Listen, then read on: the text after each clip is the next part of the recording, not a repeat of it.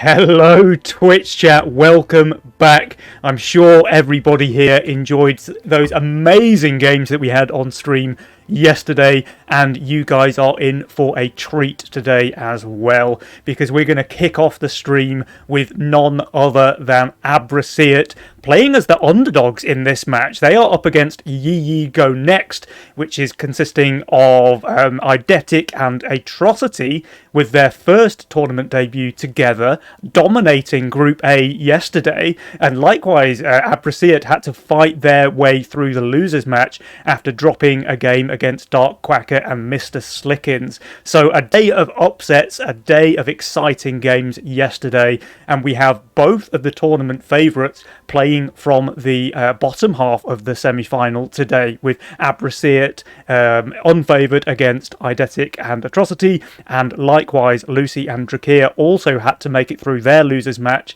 to come up against, I believe, Dark Quacker and Mr. Slickens today. So both dark horses taking pole position in today's semi-finals, and we'll have to see if they can carry on with yesterday's momentum and defeat those tournament favourites today. It's going to be really interesting either way. Guys, what do you think?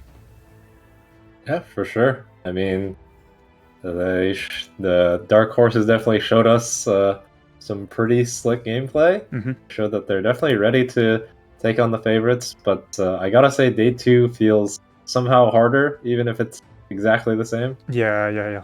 Just that pressure of you have kind of no warm-up into an elimination match. And it's still only a best of 3, so you don't really have that much time to get on solid footing. And you start getting a little nervous, start making mistakes, kind of can snowball. But I believe in these guys that they can give us a pretty good game. Yeah, and I do seem to think that when the chips are down, teams like Kingdowns and Widdowson and Lucy and Drakir tend to perform even better than usual, right? Like yesterday, they have had a bit of a habit lately, actually, of dropping games on day one and making it through to the lower half of the semi-final, if you like. But then when it matters, they tend to knock it up a gear and perform even better. So I think Atrocity and Eidetic will certainly have their work cut out for them today, but they made it work yesterday. So, I mean, we're just going to have to see. Sculptroll, do you have a favourite here today? I mean, after yesterday, it's impossible to have a favourite, right? Yeah. With Slickens' team, Dark Slickens showing up the way they did, you can't really you can't know what's going down.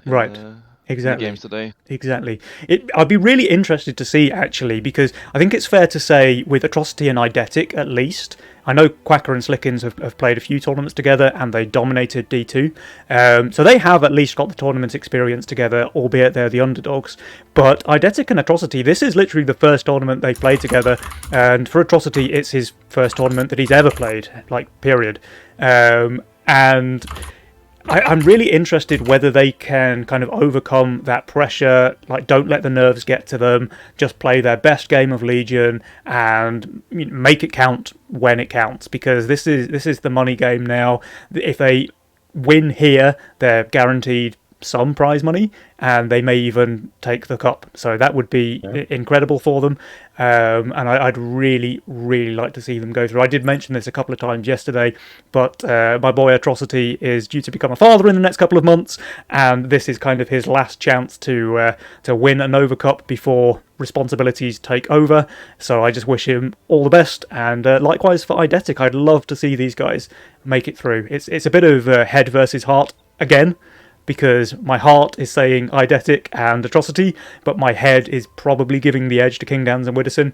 But I would have said the same yesterday, right, with Abraseat up against Dark Slickens, and the underdogs did prevail. So we'll have to see if the same happens again here today. It's really exciting. It's everything to play for. Sure. Indeed. And everything to play for. There's a lobby to play in it. Oh, wow. Okay, let's hop into this lobby. The players are eager. We're 3 minutes ahead of schedule. My glorious co-casters have vacated the top spectator spot, so I will be able to spam my emotes, which is making me a very happy clown here today. And we have 3 of the 4 players already in the lobby. Wibbison is holding up the show, as is his wont. Yeah, we have to root for Atrocity. I mean, we are the Yonka Mayonka cast. Absolutely. The last rep of our guild. Yeah. Still alive. Completely unbiased, of course, but we have got the triple Yonka Mayonka threat on the casting panel, and our boy Atrocity is representing Team Yi Go Next, who are on the left, which is the favoured side of the map.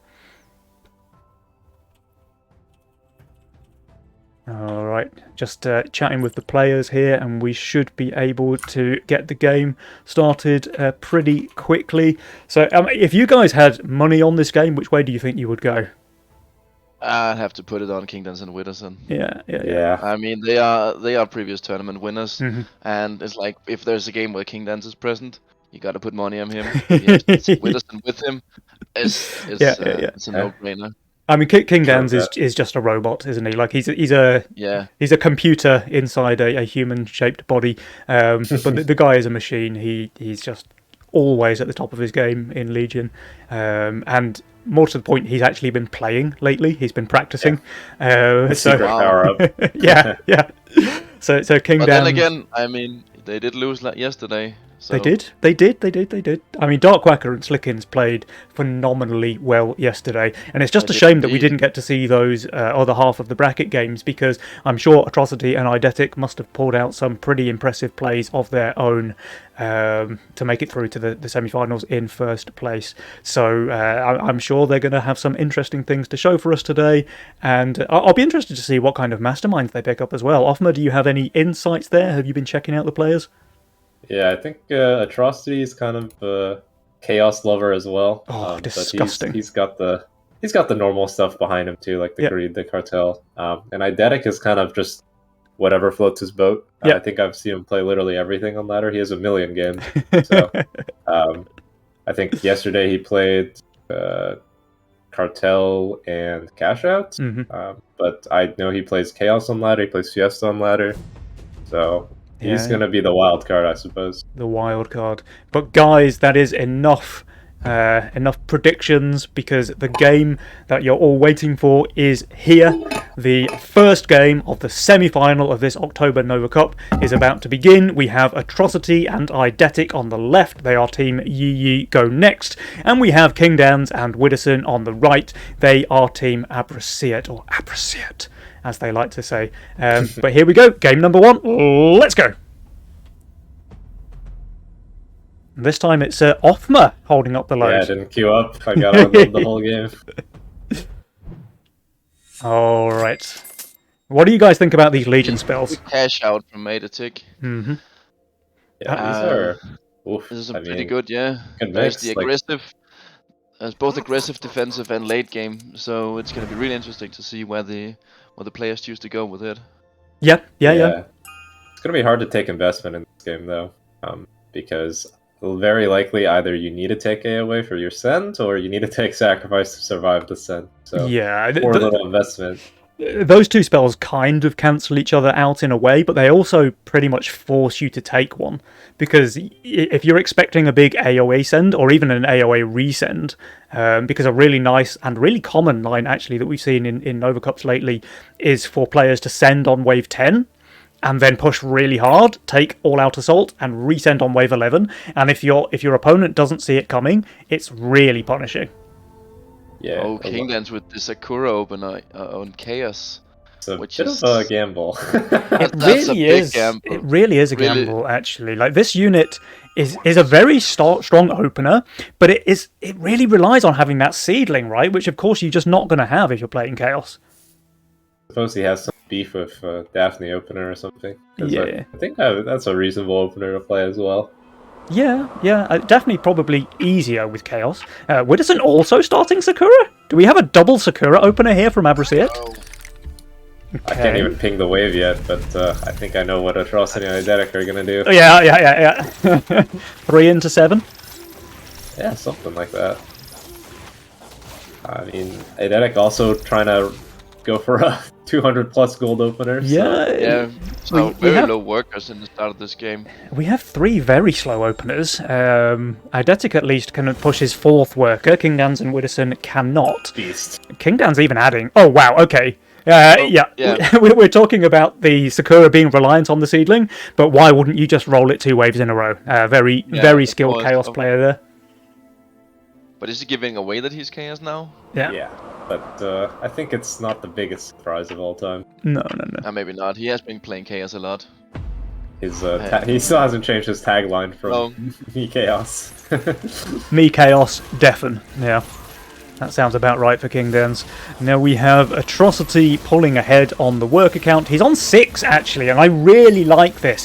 He understands that he's receiving sends from very slow opener, the double Sakura from Abrasiat, so he's just going to try and abuse that as much as he can. He's aggressive on the worker. In fact, Eidetic's doing the same. Both of them pushing to 6 workers, and they just have... I mean, Eidetic can very easily go 6. He has the priestess, yeah, absolutely. And more to the point, they just know that they're not going to receive any serious amount of Mythium from Kingdance and Widdowson with those super slow starts.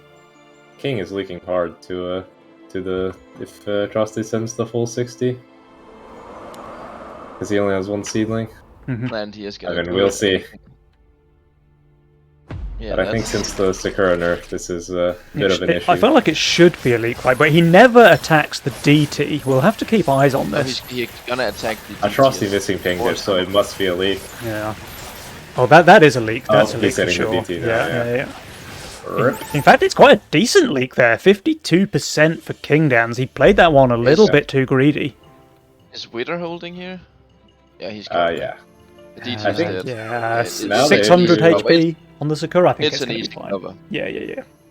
Yeah, you're asking all of the Froggers to do 90 damage. There's a turtle build, but... Yeah, the turtle only takes 1 hit there. In fact, it's very comfortably surviving. We still have 470 HP left on that Sakura. Now comes the counter attack, though, from Kingdance and Widdowson. We see the Dino from Widdowson, the Fiend from Kingdance, but Atrocity's on very strong value here. 5-stack Nekomata. I mean, it's going to struggle to chew through the Dino, but once that does go down, he'll make very short work of the wave. And Eidetic, meanwhile, how's he looking? I mean, he's only receiving a Fiend. I think he should be completely fine. He's going to be fine. He has 3 buffs. He has a Steed to give some extra mana to the Pota. Yeah, I think we just need to have a quick look at this Priestess, make sure she gets off the second cast. She does. And yeah, with that Steed as well, she's just completely fine. So going back over to Atrocity with this Dino, his Nekomata is stuck on that Dino, which it just cannot kill. He's going to leak bad. This is really bad. 75% there for Atrocity. Yep, not ideal, but kind of what happens. Yeah. That set of units. You can't really avoid it if you have a unit in your split, basically. Like, if you don't have magic damage to kill the Dino, then kind of just out of luck. Yeah. But I did take full covering, so no king damage done. Yep. Yeah, that's nice. And a little cheeky brute here. Okay, let's trying to catch the greediest player alive. Kingdance, let's have a look. He is on decent value there, 405, and he has an Oathbreaker. But his boss is going right here, right? So I think this is really clutch now. Does Sakura attack the Scorpion King or not? Because if the answer is not, he might be in trouble here. I think the thing is he's going to leak because the Sakura lost the stack, so it's not cleanly killing the small Scorpions as well. Oh, it is on the Scorpion King, but the Brute is on the Sakura, so it's really chopping down his DPS. Oathbreaker popping off in the split, but it will go down. And the Brute, I think, this is a he needs 3 hits to kill the... But it just needs 3 hits to kill, I'm pretty sure. Yeah. 44% there for Kingdance. Luckily, Widdowson has more than enough health left on his Sakura, so he won't be losing a stack. And it's double Brute now as a little punishment. Eidetic stuck on 6 workers because he got the bounty, but...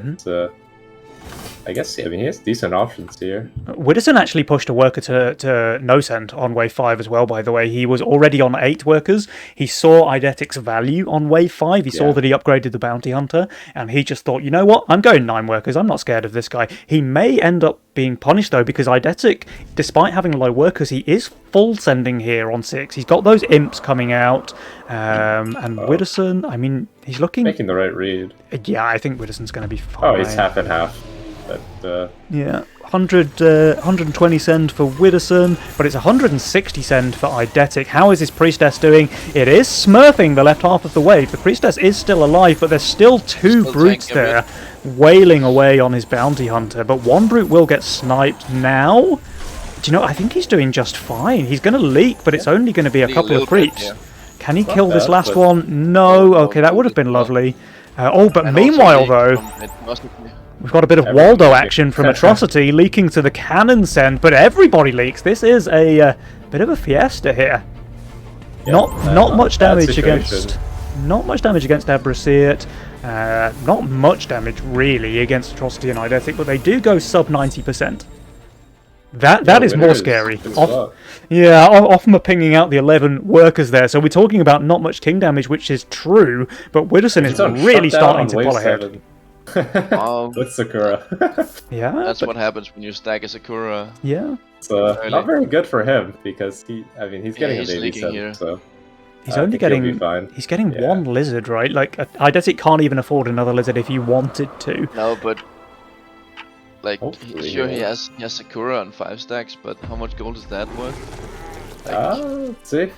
350. It's not bad value, and he does have some arcane and pierce. So the casket is just broken on the wave, right? Like it's getting a third spell off here, I think, and he's just easily holding. What about King Downs? Because his Sakura is struggling. Only 3 stacks on that one. He's fine as well. He is fine, I think. Almost. Yeah, the Aqua's just perfectly tanking there. Greedy. He's holding with the treasure hunt on 7 as Sakura. Widdowson, 13 workers now. The secret tech to hold on 7 with Sakura. Just have value. Yeah, and Eidetic has been, he was 6 workers while getting saved on, still leaked on 6. Now forced to try and get out the pin on 8, and just... Well, that's a strong thing. He does have to get the kingpin here. I think it would be a throw not to. But the thing is, he's getting a resend here from King Downs, and Eidetic does not need to build anything next wave, so he can just fully push now. I mean, sure, he's way behind on workers now, but he's about to spend all of his gold on training them here. So, yeah. Bad part is that he sent to also get his, so it's just less pressure on Witter. And pretty much means that if Witter rolls anything, or if he re-rolls for anything good on 10, he will hold quite easily. It's gonna be interesting to see. Oh, the cat, is it dying? Yeah, this will be a leak here. I think the Neko can't take on half the wave by itself, so 42% there for Atrocity. But he does have the worker lead, so we're talking about Widdowson pulling away. Atrocity now actually having 15 workers versus 14 on Widdowson, and Eidetic has finally caught up to King Downs, both of those players on 11. The worker is as close as it can be without being completely close. True. Until now, where Eidetic pulled ahead. 13 workers. Yeah. Oh, King Downs just nice lucking the Halo there, the perfect unit to help him hold on wave 10, where he's otherwise looking very, very weak. So that's also pretty decent for 9. So he's gonna be very happy about that one. Yeah, and Widdowson is just... he's playing 115 over, just waiting for this 10 send. Yeah. He knows the 10 send is coming, he doesn't want to give away shutdown, but having said that, he's no longer on fire, so the power spike from Eidetic's Kingpin, and the fact that he's finally been able to press the worker button, has had the detrimental effect, let's say, of putting out Widdowson's fire, so now there's no shutdown bounty to be had. And it is going to be income from Jens and Witter, and presumably try hard with this much lithium. Yeah, there comes the El Crinjo from Atrocity with a couple of DTs to boot. Yeah. So let's keep our camera on King Downs and Widdowson, because we really want to see how these guys are going to perform against the full tryhard send from Atrocity and Eidetic. There's the Arc of Justice. Yeah, the Arc of Justice is just going to make short work. I think Witter is in his reroll right now. He as usual, leaving things to the last minute. He finds Antler and Millennium, both of which are fine, but he just decides to go for this Leviathan Tempest instead, which is good DPS for sure, but it's going to struggle, I think, against that pack leader. Yeah, it's pretty nice that the pack leader Ogre, the most common sense, they split tank the shots. Yeah, and the pack leader does survive. It doesn't get focused down by Widdowson's melee units, so it is tanking those Leviathan shots very nicely. That will be a leak on Widdowson, and he did go back on fire, so it's going to be a 25 gold shutdown as well. Kingdowns... Oh, that was close there for King, with his Arc of Justice chewing through the boss's HP. It needed one more attack. One more attack. Couldn't quite get there. But I think this is not a very big problem. Oh, they're gonna be fine with this. I mean, you say that. In workers now, but yeah, that's what I'm thinking. Atrocity and Eidetic, they do have the worker lead now. Oh, but they go for investment. I would have loved to see an AOA recent. Everybody picks investment. Wow. So hard to pick this game. I mean, remember, we were saying at the start of the game, you can't really pick investment because you either have to take sacrifice or AOA, but all of the players showing us that they know better here. With big 10 cents, kind of a chiller game. Yeah. Also the Sakuras and the Priestess and the Halos and everything. Yeah. 11. Widdowson actually going for a second Sakura here, so he's going for that double scaling because remember Sakura generates double stacks after wave 10, so he's really going for the free value. And what is interesting actually is that all 4 players decided to play very safe here. Yeah. So they were all conscious of the threat of the AOA resend, though nobody played for it. It's interesting that he's going for a second target. I guess he has Doomsday, so it's not that big of an issue, but like it kind of feels like 14 this game. Yeah. Mostly because Eidetic literally can't leak until then, and you never want 15 versus that. So it's 14, 16 is like probably what we'll see, and I feel like going for a second Sakura is like, it's okay, I guess. But yeah. I also thought the same about King going for Azirvia. Like, it's not the best on 14, which is where he's weak already. Yeah, maybe. But it also is fantastic for 15 and 13, and, you know, it gives him a ton of options. But more to the point, he's just on value. Like, he's actually over value if you include the pack rat that he has. Treasure hunting right there. Widdowson, I mean, he's just plus 200 if he spends all of his gold. Also, Widow's just gonna stack up Iron Maiden now. Yeah. He has Iron Maiden, full stack Nakamata. He's gonna get the Doomsday, Millennium for next wave. Yep. Widdowson's just miles ahead in terms of income as well, right? Like, Atrocity and Kingdowns are basically on par with each other, but Widdowson has 60 more income versus Eidetic, so he is just gonna pull away with this game. He also has the double investment on his board, as long as he keeps his Sakuras alive. Obviously, depends on the wave, whether it's real value or not, but for the most part, it's worth. Yeah, I mean, but talking about cheating out value, Eidetic also has his Kingpin farm coming on, so he's using those steeds, those Pegasus, to pump mana into the Bounty Hunter, and then whenever he wants it, he's going to have a free 300 gold value generated from those stacks, so it's interesting. It's definitely an interesting battle of overvalue units. Everybody's value is super high. We do have the Mythium lead for Atrocity and Eidetic, but only a marginal one. We're talking an extra 50 or 60 Mythium on there compared to Kingdowns and Widdowson. And they do push a little bit harder, but yeah, they do go for this 14 send. Widdowson. Okay, everybody sends 14. Okay, let's see. Oh, well, Kingdowns Beast of the server has rolled a Doomsday. It's 14. Just absolutely disgusting. Absolutely disgusting. He's gonna sell maybe that would be too high. He doesn't have anything great to sell. He just sells. He has a Grawl to sell. Wow. Yeah, the Grawl is completely dead. Does was he not able to get this Doomsday?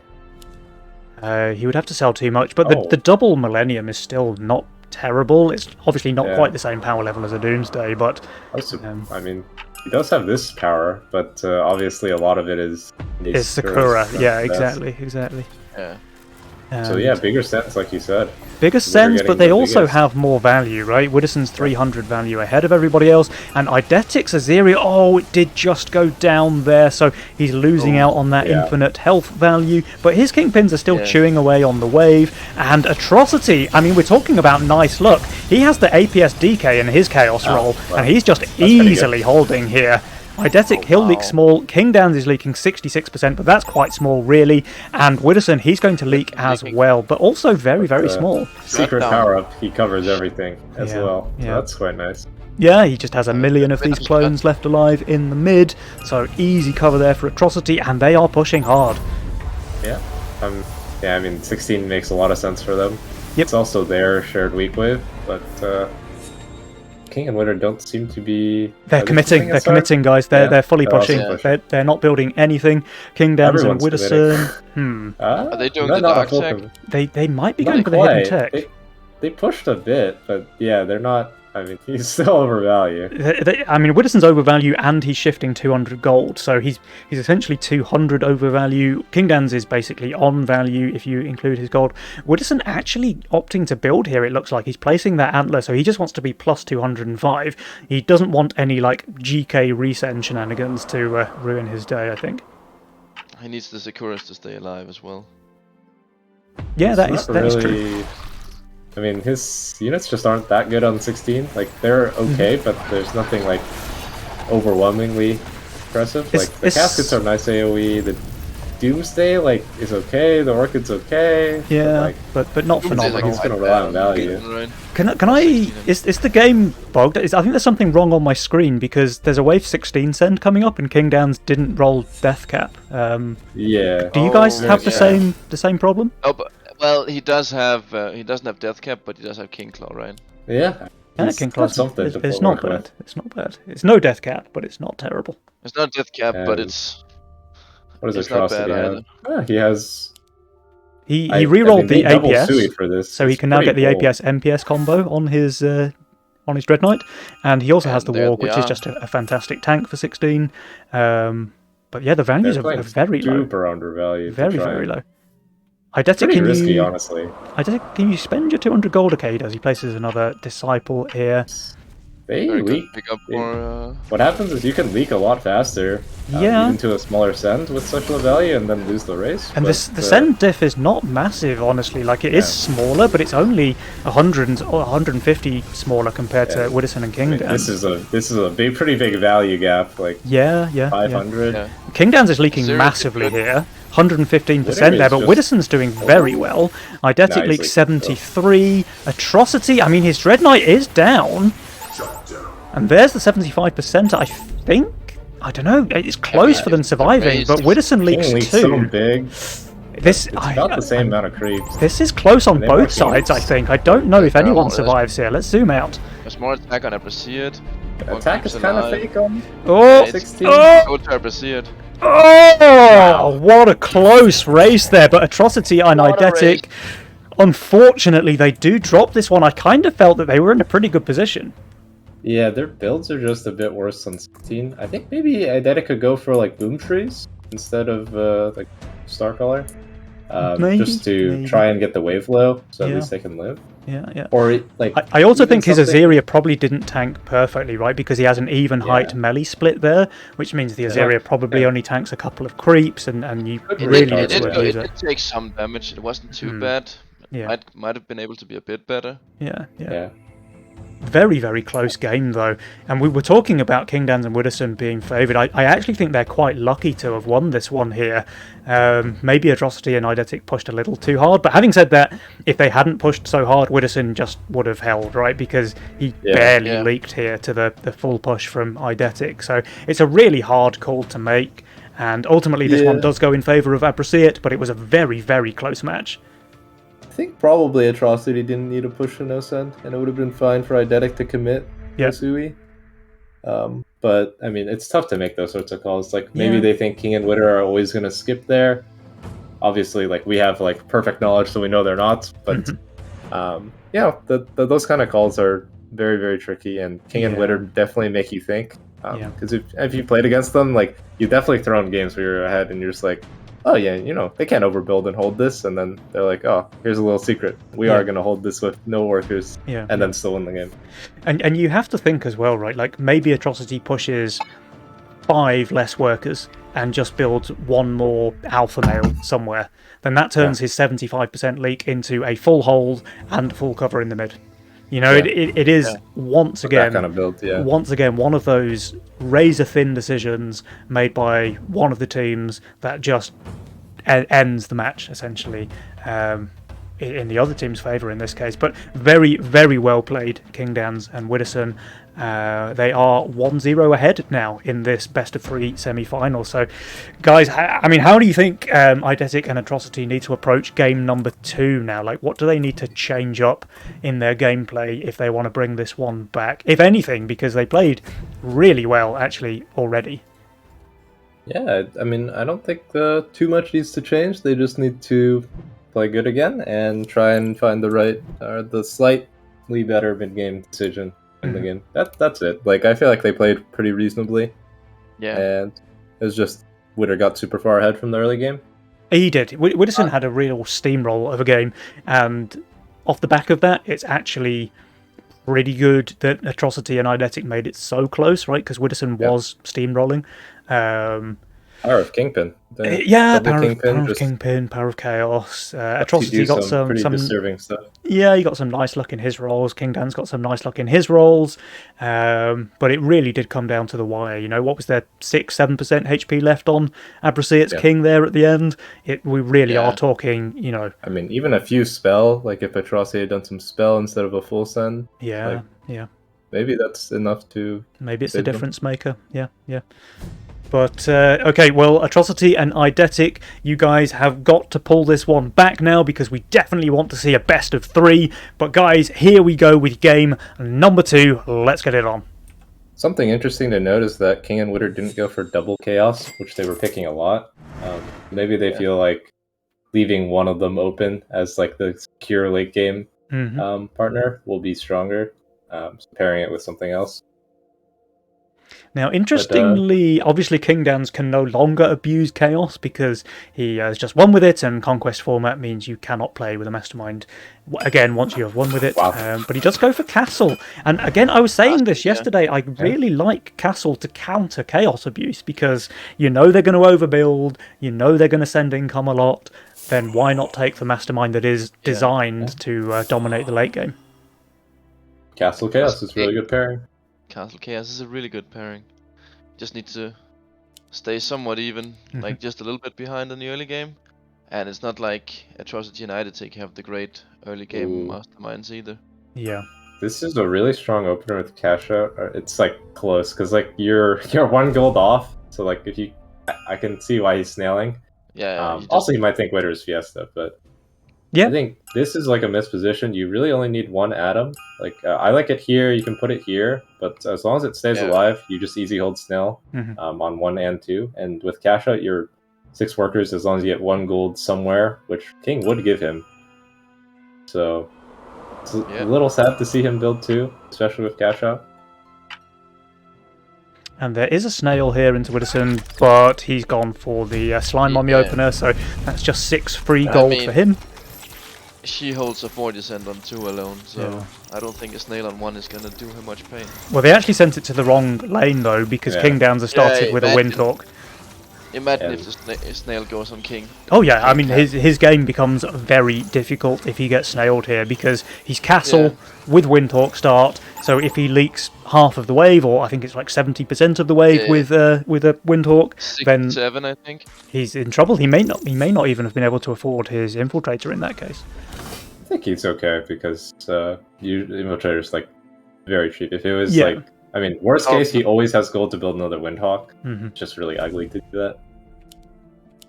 There is a snail post income from Atrocity, so they're incorrectly reading this. They've obviously thought that Abraceit are going to play a Fiesta.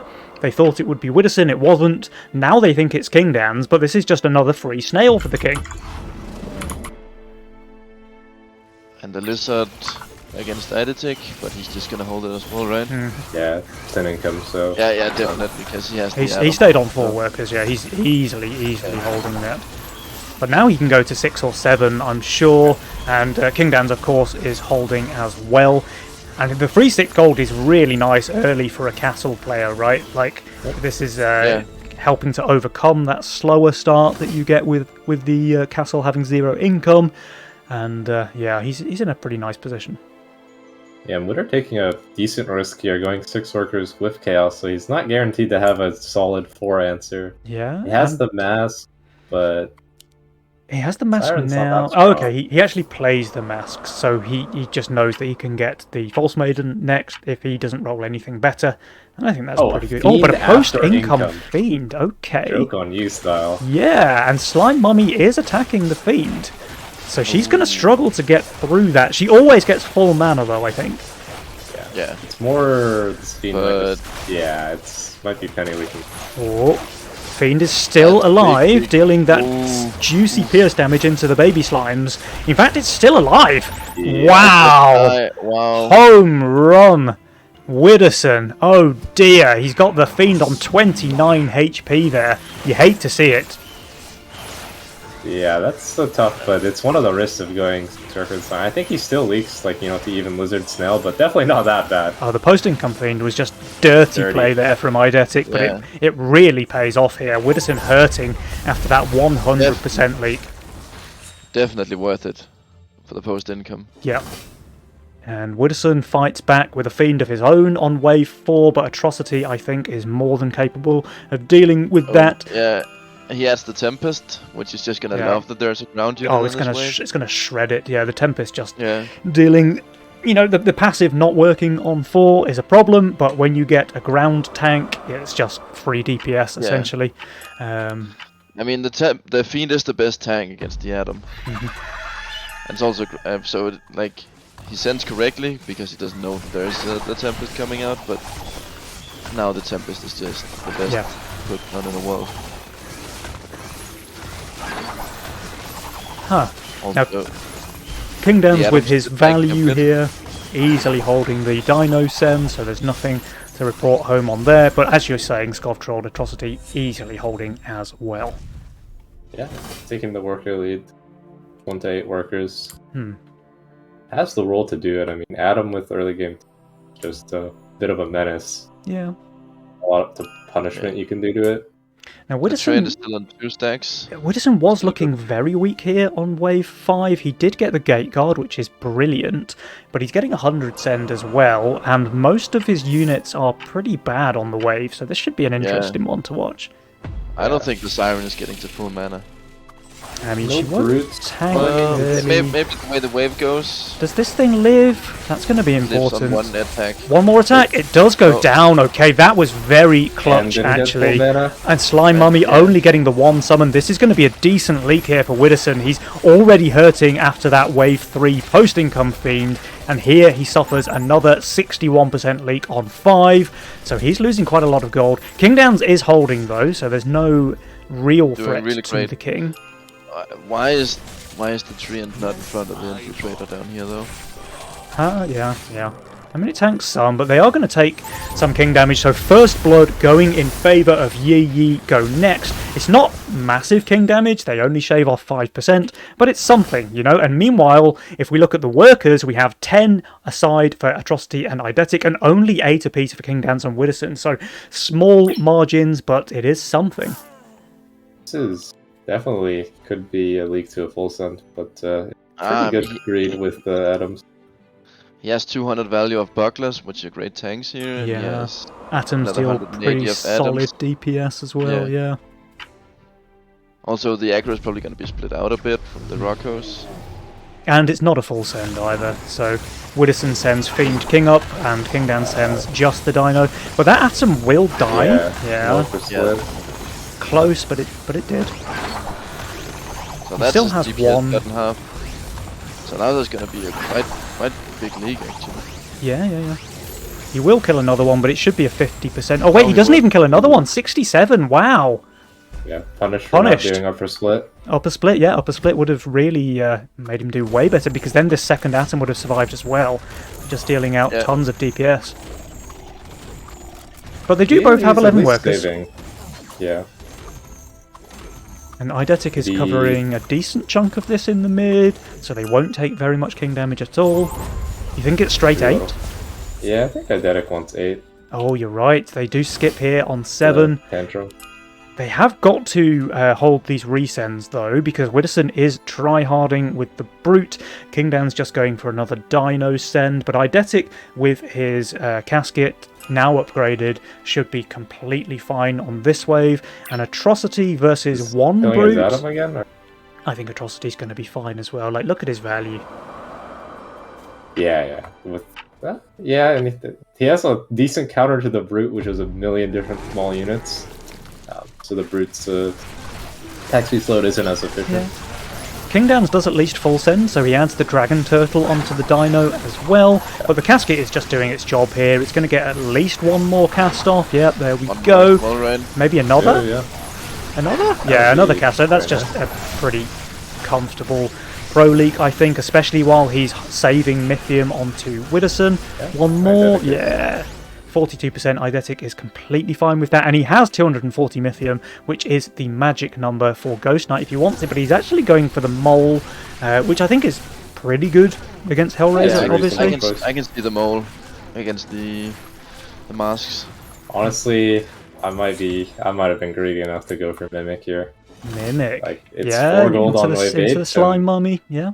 These, like, this split too, like, it's just really nice. Yeah. So obviously it's a little risky depending on what the builds. So Now, I don't mind him going for the safer. Widdowson does roll his Shadow Dancer here. He's conflicted whether he wants it in front of the APS or behind. You need to put it there for this wave if he expects to send here, because here it's just gonna get focused so early. Yeah, we'll have to pay attention to this Shadow Dancer, because if this thing stays alive for a while, then he probably just full hold, but if it gets focused, then he's going to be in trouble. Big sends here, 300 for Widdowson, 240 for Kingdans, and now the Shadow Dancer is focusing, so it doesn't get too much value, and the Slime Mummy didn't get the full mana either, so that's a big leak for Widdowson. 100, that's a home run.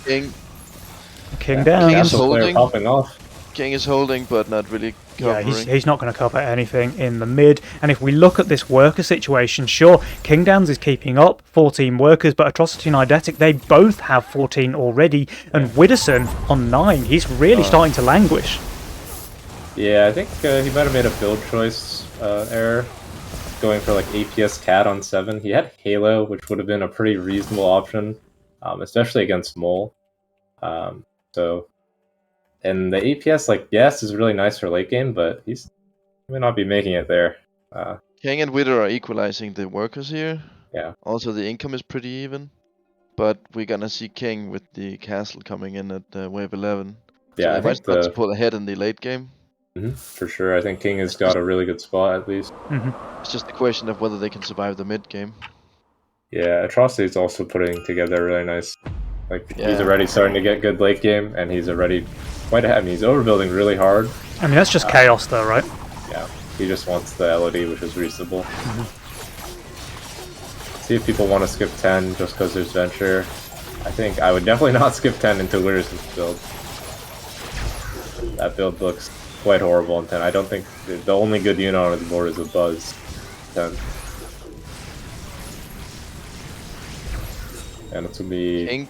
King of going here. You can't send 10. I mean, it's illegal, right? It's a venture game. They literally can't send 10. So Kingdans and Widdowson once again employing the forbidden tech, this time sending on 10 in a venture game. Luckily, Atrocity is also using a forbidden tech of being on value. Yeah, with pretty good units as well for Wave 10. I mean, he's got a couple of dead value units, but he also has Sunfang and Leviathan and at least one Ranger. He has the counter. It's over. All the looters. I mean, Eidetic is not even that bad here. He's on fire, though. Atrocity's on fire, but 1500 value should prevent that shutdown. Yeah, it's not even a mole. The mole's just getting obliterated as well. So Eidetic, despite being on 1200 value, so I'm pretty sure he will leak, but it won't be terrible. The fact that he was able to snipe out that mole means it's not an extra 30 gold that he's missing. It's only the partial bounty on the boss. And meanwhile, here comes the counter attack with the Witch from Atrocity, the Four Eyes and Lizard. Oh, the 25 gold though, that hurts from Atrocity. How is he leaking 180 income send with 1500 value on 10? That's a bit crazy. Yeah, the Cannoneer sniped out his Adam, so he lost out a lot of DPS early there. And the Lord of Death died with like 36 mana. I hate Witch on 11. It's just not very good. Or at least not as good as it used to be, right?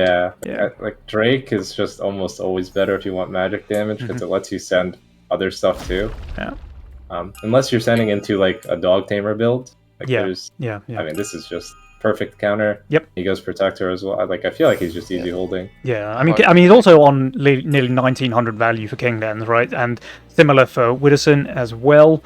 And he just has a Protector Azeria. So I think this is just 2 easy holds actually. King should probably sell a Bone Warrior and do boost. Yeah, he doesn't believe in the boost. No. Well, I guess still does run right into DTs. It's still a pretty big send. Let's see if we can get both of these on screen at once. We have 400 for King Dens, we have 440 for Widdowson, and it looks like both of them are just making short work of it. The Azeria Protector still alive in Widdowson's lane, so he's just easily holding. And King Dens, the same. So nothing really achieved here with the big wave 11 sends, although at least they managed to force them off of Venture, while Eidetic and Atrocity both were able to pick that up. And we managed the castle from King Dens, and Protector is not bad in the late game either. So, and the fact that they sent full here as well means that they did lose a bit of income potential for Atrocity in Eidetic. King trying to go for a punish on this Venture. Yeah, he's going to try and Great Shaman. Like, it's quite undervalued, and Drake is quite good versus these bucklers. Yeah. I mean, if he full sends, then I think Eidetic is definitely leaking, right? And he's pushing hard, actually. King Dens pushed a couple of workers there post-income, so he is probably trying to reach one more thing. Maybe a set of imps could be what he was pushing for. Yeah, or just in another Drake. He's not getting another Drake. Dreaming. Yeah, imps. I mean, those even better against the bucklers don't have the range debuff. Like, in my head, this should be a pretty decent leak. And pretty worth it considering that when you take Venture, like the whole point is that you get 200 gold. Yeah. Like, he's already lost some gold on 11, and he's definitely going to lose. He's losing quite a bit of gold here on 12. Yeah, that was a nice play from King. Even pushing 1 or 2 workers post-income just to guarantee the imps, and that results in an 80% leak here for Eidetic. So his Venture 139 at the start of this wave. Let's see how much it totals up to. So Venture kind of neutralized that Eidetic, and King and Wit are just going to get more and more value out of the Protector. Yeah, he literally lost 120 gold. So basically his Venture is gone. He's lost more than half of his Venture. Yeah. I mean, he gets pressure relieved from him, so that's something. And if they have options to go for a one-shot, what wave, is a harder question. King has a really solid build that isn't too weak on any waves. He's only weak to Mythium. Well, the other thing is that King Dens is just 100 income ahead of everybody else in the game. Yeah. So, I mean, that's kind of crazy to think about, but he's generating 100 gold more than anyone in this game, every single wave. Yeah, I mean, you have to leak him hard, and the thing is, like, the longer you wait, the, closer to value he's gonna be. Like, he's not gonna lose value just because of that. Yeah. And he has 2 caskets for 14, and he might not be the best on 15, but still he has 2 caskets and also the Stark. Yeah, he's got a strong build for every wave, basically. And he's going for Ascend here, even. Yeah, Atrocity and Eidetic, they do save here. They're undervalued with bad units. Like, this is very, very... Yeah, this is scary now. I mean, Atrocity, he does have the 1 regen canopy, but 1, that's not as strong as it used to be for combos, and 2, he's receiving a massive send here from Widdowson. This is going to be a 600 Mythium send. He has a Hades on the field. His Hellraiser is not tantrumed this wave. I think these guys might be in for a spot of trouble here, especially looking at Eidetic's value, right? He's minus 450. Yeah. If he can snipe the Centaur randomly, then that's probably his best shot. Yeah. Getting a decent hold out of it. But the Centaur, I mean, he's chilling on the split, but like cleaving bucklers is not even the worst thing. Like, it's still pretty high DPS as long as Centaur's hitting max target. And I mean, Atrocity's just getting run over, right? This is 600 send for him. Of course, Eidetic's send is smaller because he did get that income send on 12, but he's still going to leak decently here on 14. In fact, he leaks before his teammate. That's an 88% there for Eidetic. And Atrocity, he's leaking 77 as well. They'll survive here, but they're about to take a ton of king damage, and more to the point, they're going to feed what they want. so like, much gold to King Dan's and Widdowson. But Hades dying with like 95% mana or something. Yeah. So same thing that happened to him on wave 10, right? Yeah, exactly. King going for Ink of King, it's reasonable. Like going Ink of King twice is fine as long as you're the. If you like know for sure they don't go 17. Yeah. Then yeah. So. Well, here's the thing as well, guys, because Atrocity and Eidetic are now pretty much forced to go for a 16 send. But it's really hard to one-shot the king on 16, right? Like you have to send a lot of range damage. Even in this post-tenacity world, if they just max that king spell, it's very, very difficult to kill them on 16. Widdowson's rolling some decent stuff for 16. He has a Butcher. He can put Avenger down, which he does. Pretty solid tank, especially with lifesteal.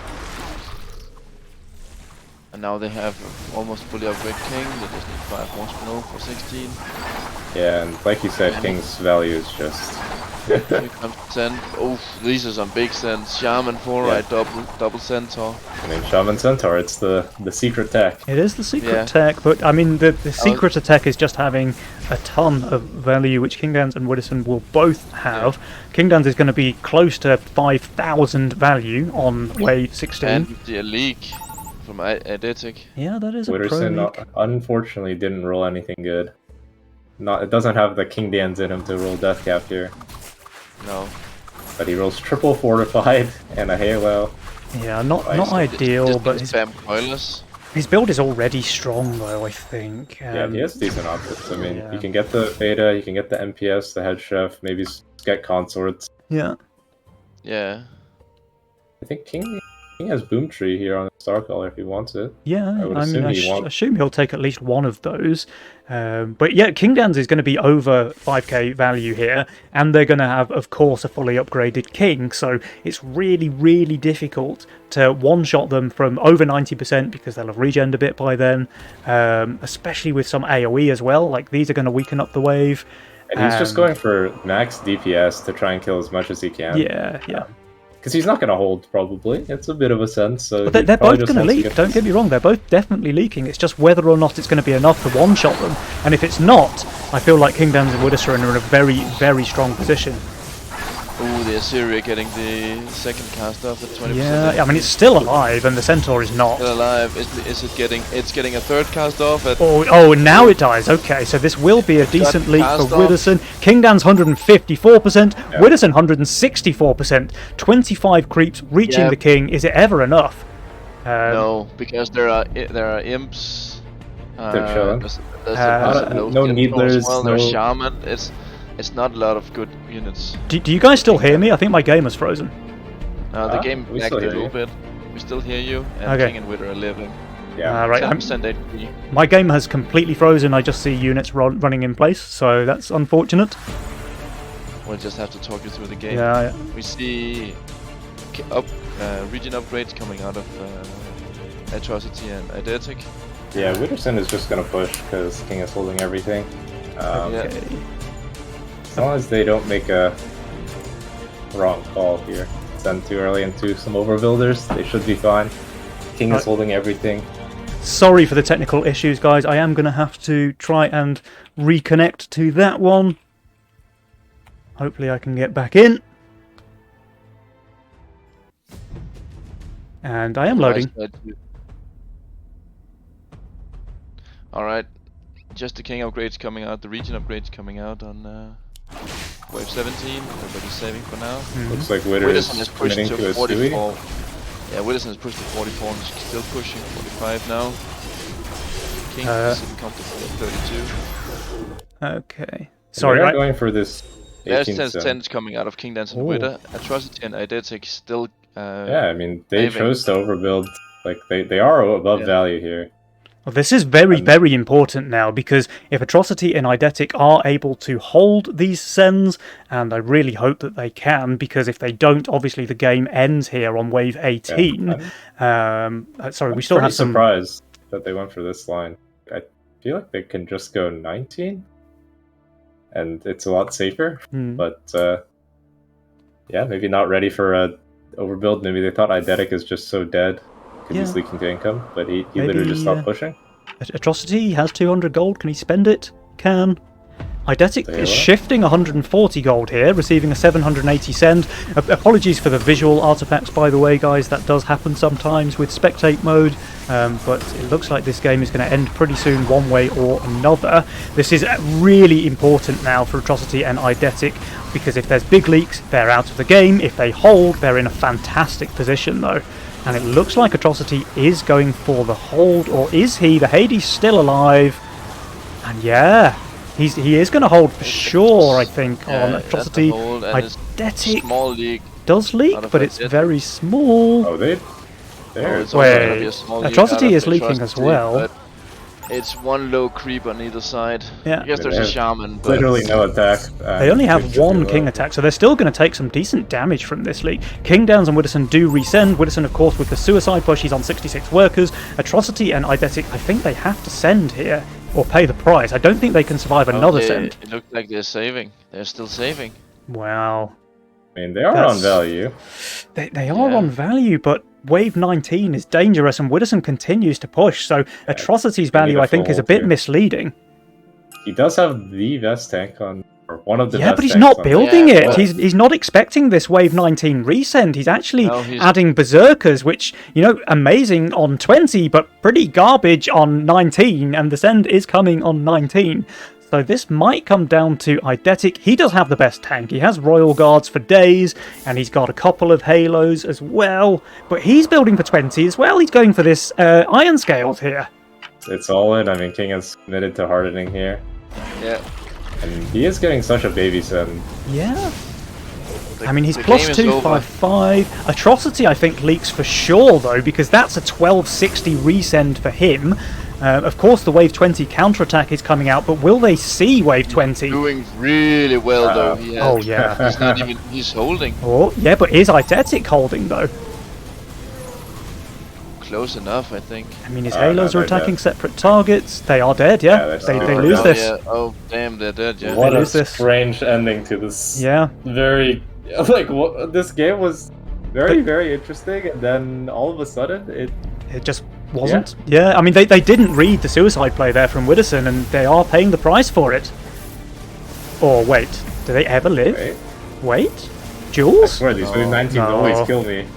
They're dead, but it was super close. One creep and one shaman, and that knocks Atrocity and Eidetic out of October Nova Cup. So, I mean, they played really well in both games, I feel, but ultimately Kingdowns and Widdowson proving too much for them.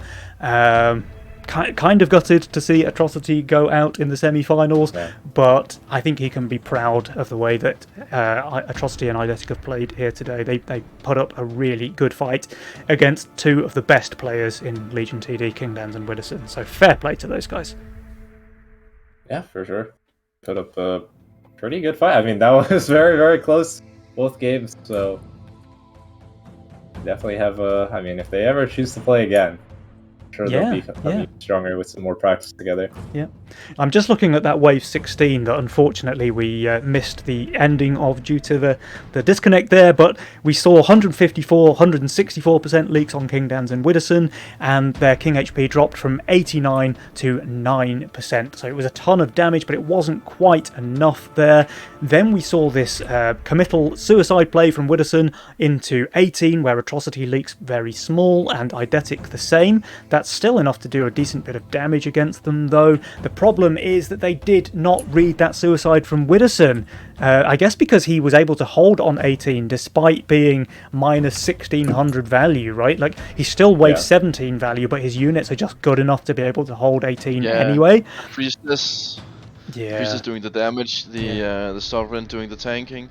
There's also a little bit of berserker action. Yeah, nice. I do think if Widdowson had leaked there on 18, they would have been able to read the suicide play. They would have sent on 19, probably then won the game. I mean, Kingdans is holding 19 for sure, because he's got 6 hardened golems and a bunch of Starcaller disciples, so he's definitely holding anything that Atrocity can throw at him. But Widdowson, I mean, he leaked 58% to no send.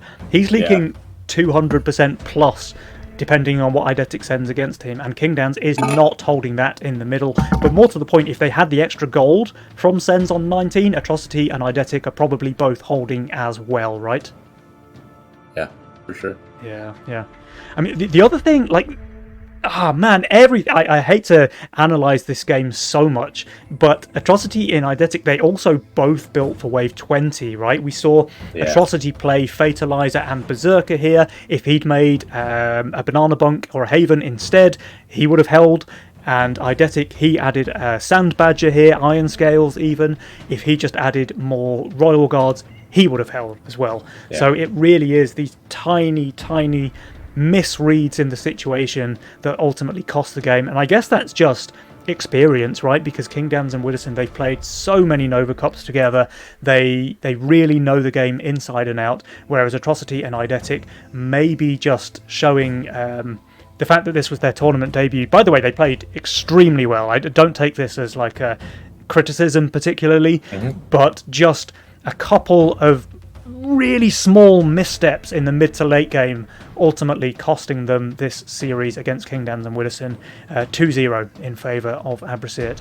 But guys, have we got any other games still ongoing? Because that was a 2-0, so we might have... It was a 2-0 on the other side. A 2-0 on the other side as well. Okay, Our underdog heroes have been eliminated. Oh, so is it Lucian Drakia versus Kingdans and Widdowson in the finals then? Yeah.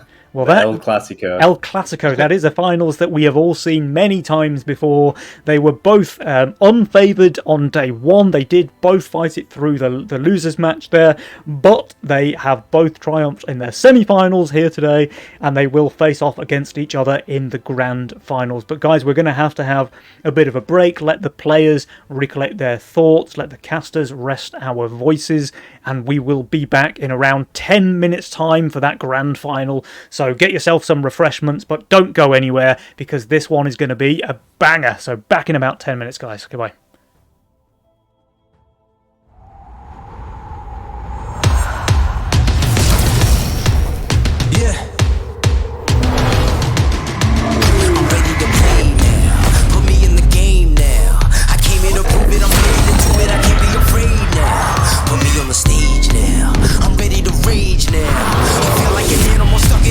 I'm ready to break out. My time. None of you people can tell me to stop. This time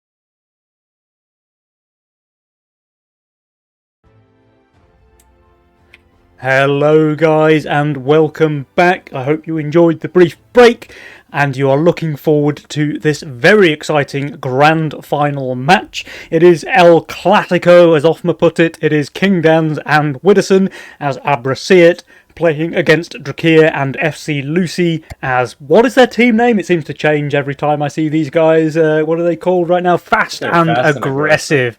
Very apt team name for those guys. But either way, this is going to be a very exciting showdown. A little upset, honestly, that the underdog teams which played so well yesterday were not able to have that same success in the semi-finals here today.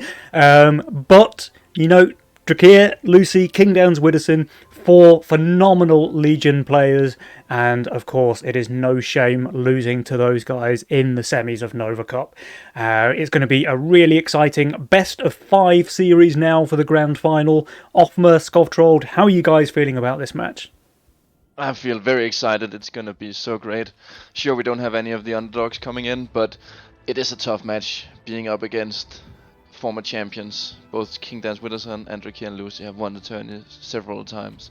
So trying to win this in a semi-final against them, that's no easy task. No easy task indeed. And guys, the players are really keen to get into this one. Normally we end up padding for a little while, but yeah, living up to their name, Ofma, indeed. Fast and aggressive. We are straight into game number 1 of this October Nova Cup Grand Final. Let's go. Yeah. Pretty strong Legion spells. Magician and Polv both like very, very strong, I would rate right now. Yeah. You see the Fiesta out of Drakir, Kingdans. Oh, he has Mask Warg! I hope he does. What a beast. It's like secret Drakir attack that I used like yesterday. And I'm also convinced it's insanely strong. So Greed out of Lucy and Witter, and Fiesta out of Drakir, and Chaos out of Kingdans. Mm-hmm. And how are you guys feeling about the Legion spells here? He's doing it! Oh, Ofma, it's your lucky day! Lucy has a pretty nice Magician angle, or even a Polv angle with the Zyria. Mm-hmm. And obviously King already has the Zyria, so Polv will always be a good option for him. Yeah. Witter has like Gateguard Steed, so he could go with like a Dog Tamer build with Magician. Or just take Polv for like the APS Doomsday. Yeah, not bad. You could go with a gun build as well, but I think Gateguard and Steed is just so good in the early game that he'd be a bit of a fool not to play that. Yeah, I mean, he could transition into playing gun anyways. So his options are open. Oh, he's taken to the last second as usual. Of course. Gotta plan it out. Oh, can he... Ah, he can hunt in time. Okay. Nice key bindings there. Yeah. Now, do we see the Fiesta here with Drakir, 135 value? His masks die very quickly. Clean. So I would think, yes. Ofma, tell us, how much of a leak is this? I think this is like 20-30% leak on wave 1, and then on wave 2, like if you don't send him, it leaks like 17%. Oh, nice. But Witter and King have seen this, so I revealed it to them. So you think they will send a snail? Yeah. They should know that they have the snail. Okay. 25%. Not only is it a small league, it's a nice small league, but also it's a very slow league. Yeah. Walk is very tanky and not dealing out a lot of damage.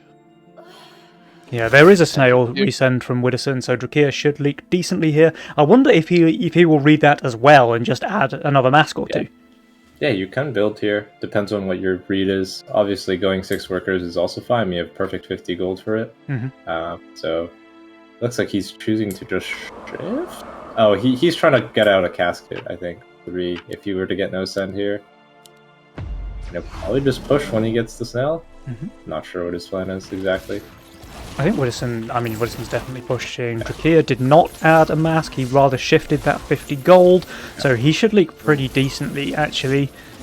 He will ignore the snail, though, which is good. The Warg does get to attack the whales, but still a 57% leak. Not terrible, but not brilliant either. Oh, would have been nice if he added Oh, but Widdowson, he's leaking as well. 42% there to the snail, and he's not on Fiesta, so no bonus gold for the leak from him. He's not punished as hard since he just went 5 workers. So the pack rat isn't hurting him as bad. They're long waves. I'm kind of interested why Drakir is staying on 5 workers, though. Like, he shifted 50 gold there for what? I mean, he's getting his casket here, so he will be able to hold. He's probably staying because his fighters are really bad on 3. Wait, but he's just... Huh. Masks and walkers so weak on 3. If he's going to full build like this, though, why didn't he just add the casket? I'm not sure. I mean, I guess he's still trying to fish for a Pro League. Yeah. And he'll be stronger on 5 this way with Seraphine and Gateguard options. True. But yeah, I mean, he's making choices. Yeah. I'll let him cook. He's the master of the build after all.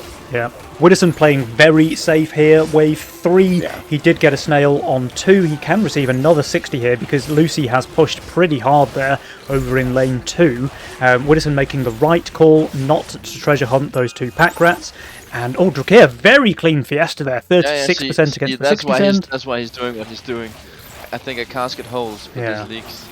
Yeah, and he is giga starving King. Oh, he really is. He has 110 Mythium already. Kingdowns is feeling that pressure.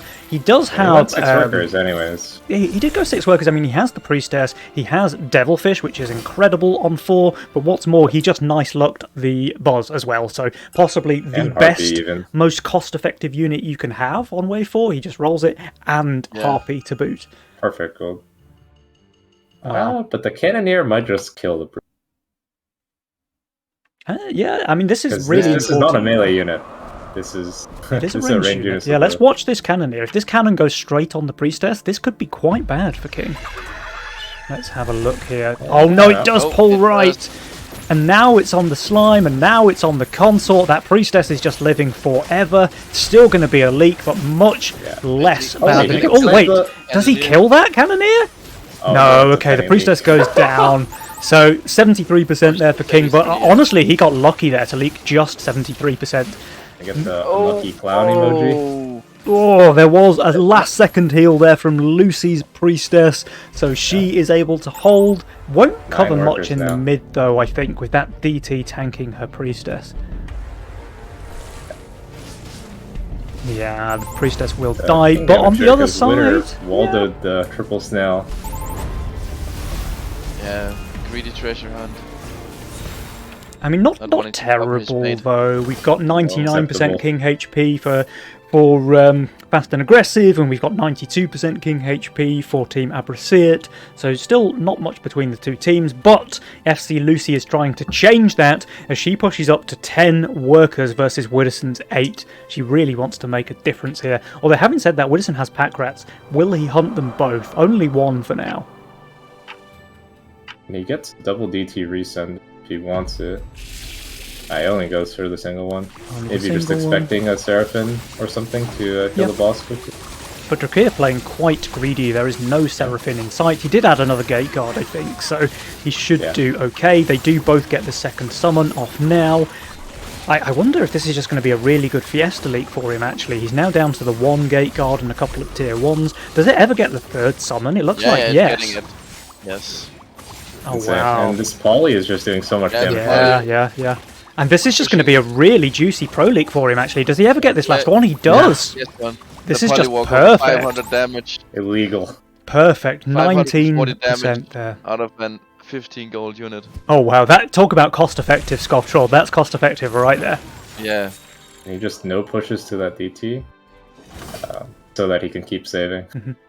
Now, Lucy is receiving quite a big send here from Kingdowns. That will be 4 Dragon Turtles. There's 3 already sent, and he will be able to afford the 4th. Lucy, though, she has got double Steed there to pump mana into the Priestess. Triple Steed, yeah. I mean, sure, the one in the split's going to die quite quick, but...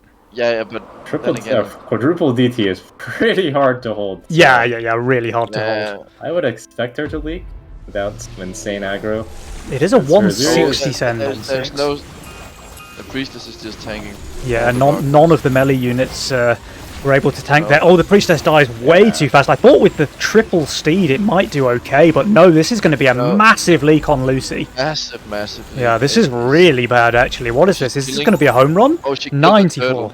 Yeah, she killed herself last one second. of the turtles, but the other turtle is low. Dracula's pretty good. Drakir is pretty good, but he is wall going though. He won't hold here. He won't cover his team. I mean, to be fair, he still received a 120 send of his own, so it's not a baby send by any stretch.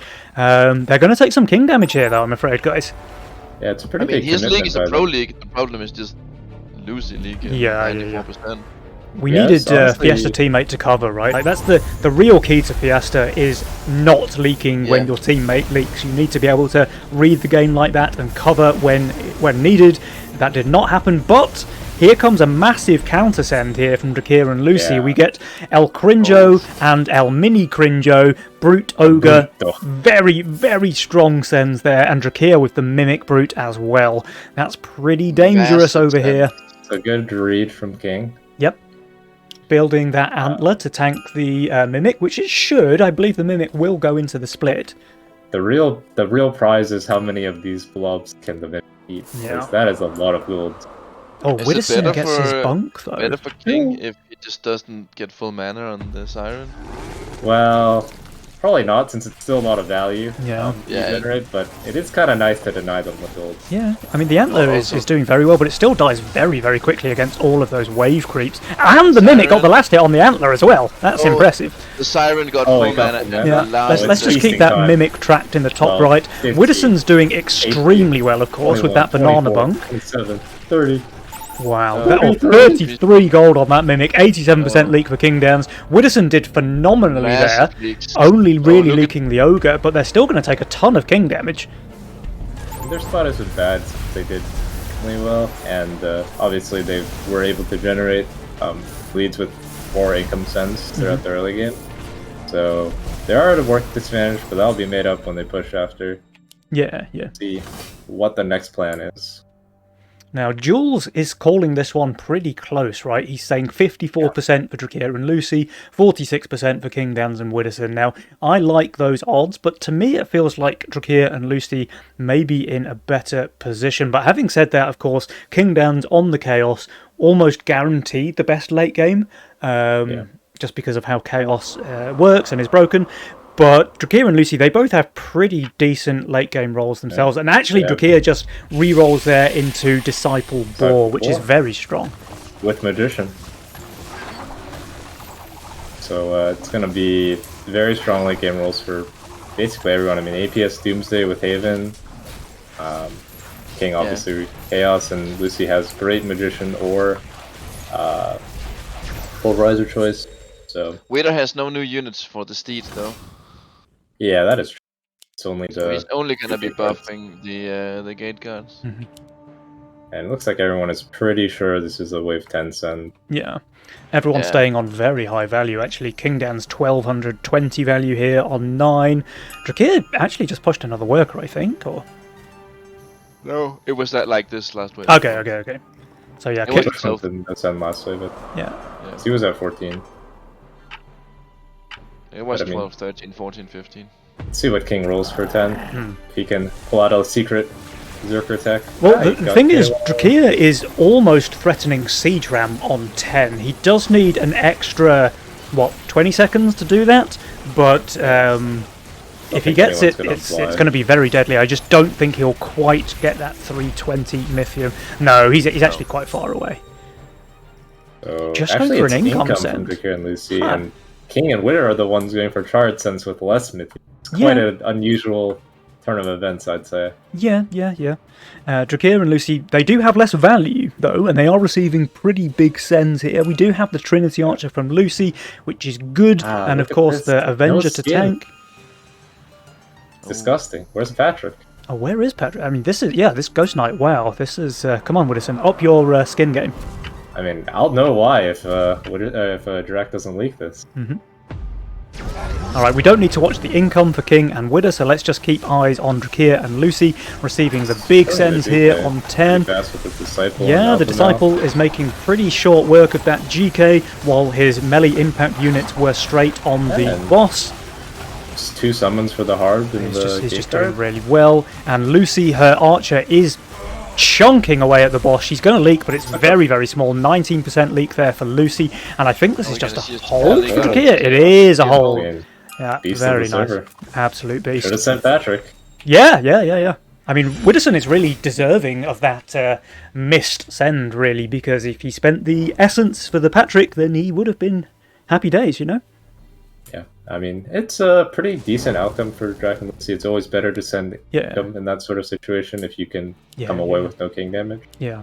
Be double magician.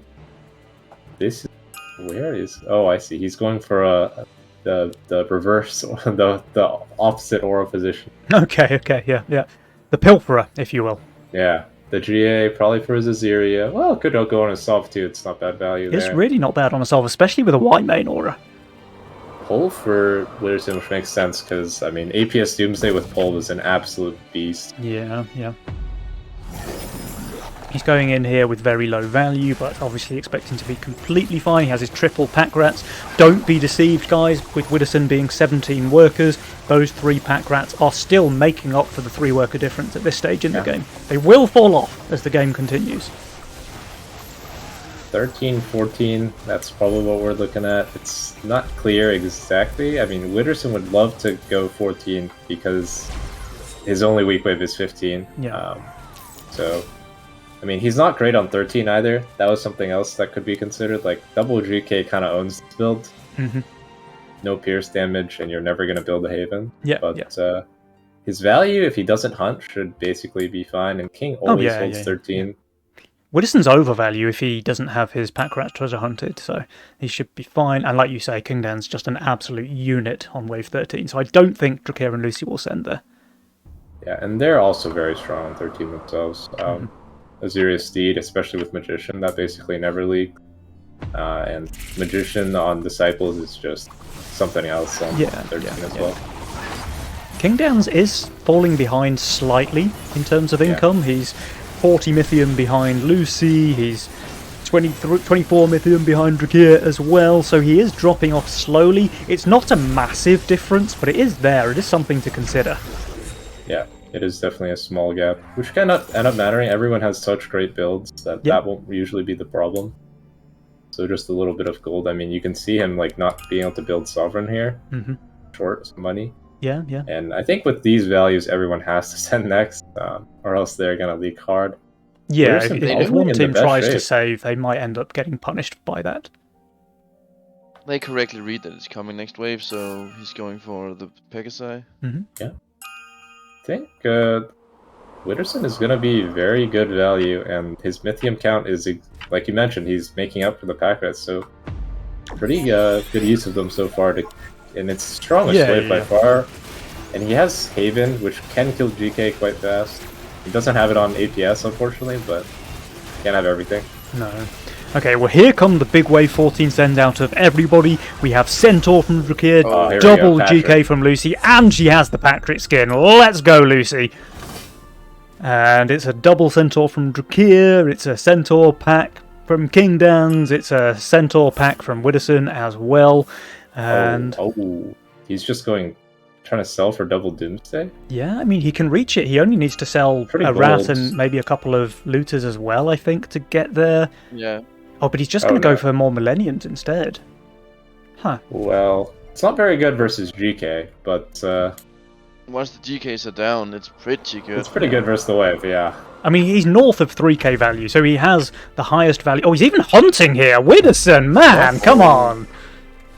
Well, he's hunting 1. Yeah. He heard good in the back of his head. Yeah, hunt or no balls, right? Hunt or no balls. Alright, the second GK is being ignored. That's not tanking anything. Kind of interesting, actually, because there is a decent bit of single target damage. Looks like he was correct to hunt, because he is laughing this He's holding, but Kingdan's is leaking 115, Lucy's leaking 114. Drakir, though, he's full holding as well. So we have one holder, one leaker on both teams. The thing is, I think Widdowson has more value. Single combat. Wait, Patrick! That's the skin diff! Come on, Lucy! Yeah. You pay your essence, you win your prizes, let's go! I wonder if the hunt is worth it now. Yeah. Yeah, I think him covering might have been a bit better. Yeah. I think 16 is coming for Drakir and Lucy. They should push for it. They are. Lucy's pushing hard. In fact, she's just full pushing. Lucy won't build anything here. Drakir, what are you doing? I mean, he's shifting quite a lot of gold here. But he has these bad boys to cover. Yeah.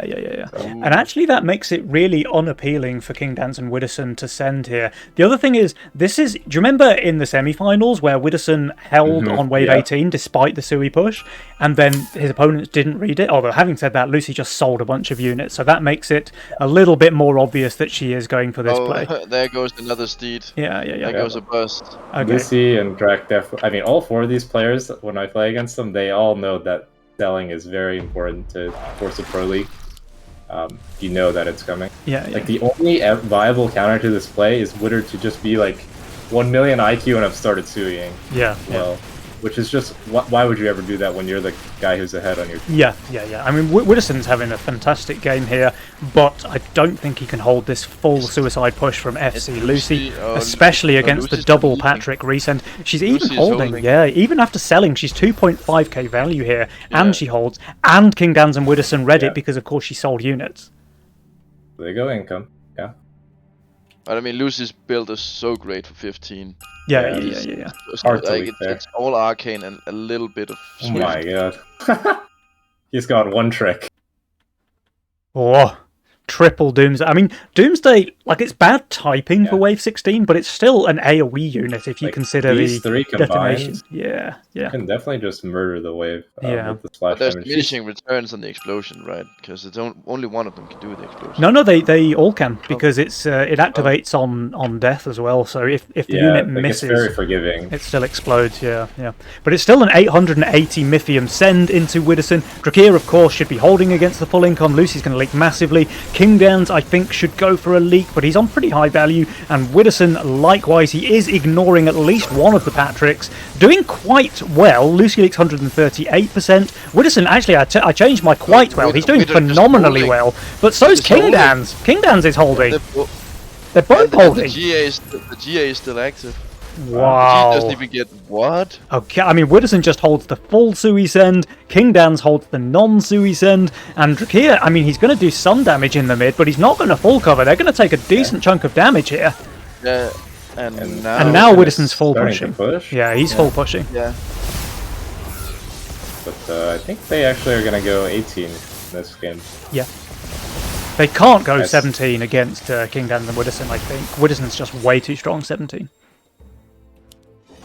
I honestly would have liked to see Lucy start building again. Okay, she is. Yeah, Lucy's going to start building again here. But I think she kind of pushed during 16, which might have been a bit for fun. Yeah. A little bit too little, too late to build here. Is she even able to hold 17? I think probably not with 3.2k value. Because just as good as she was as 15, she's equally bad on 17. Yeah. As good as Draxroll is. He has 3 units that are good for this wave. It's a Kingclaw, it's a Harbinger, it's the Trinity.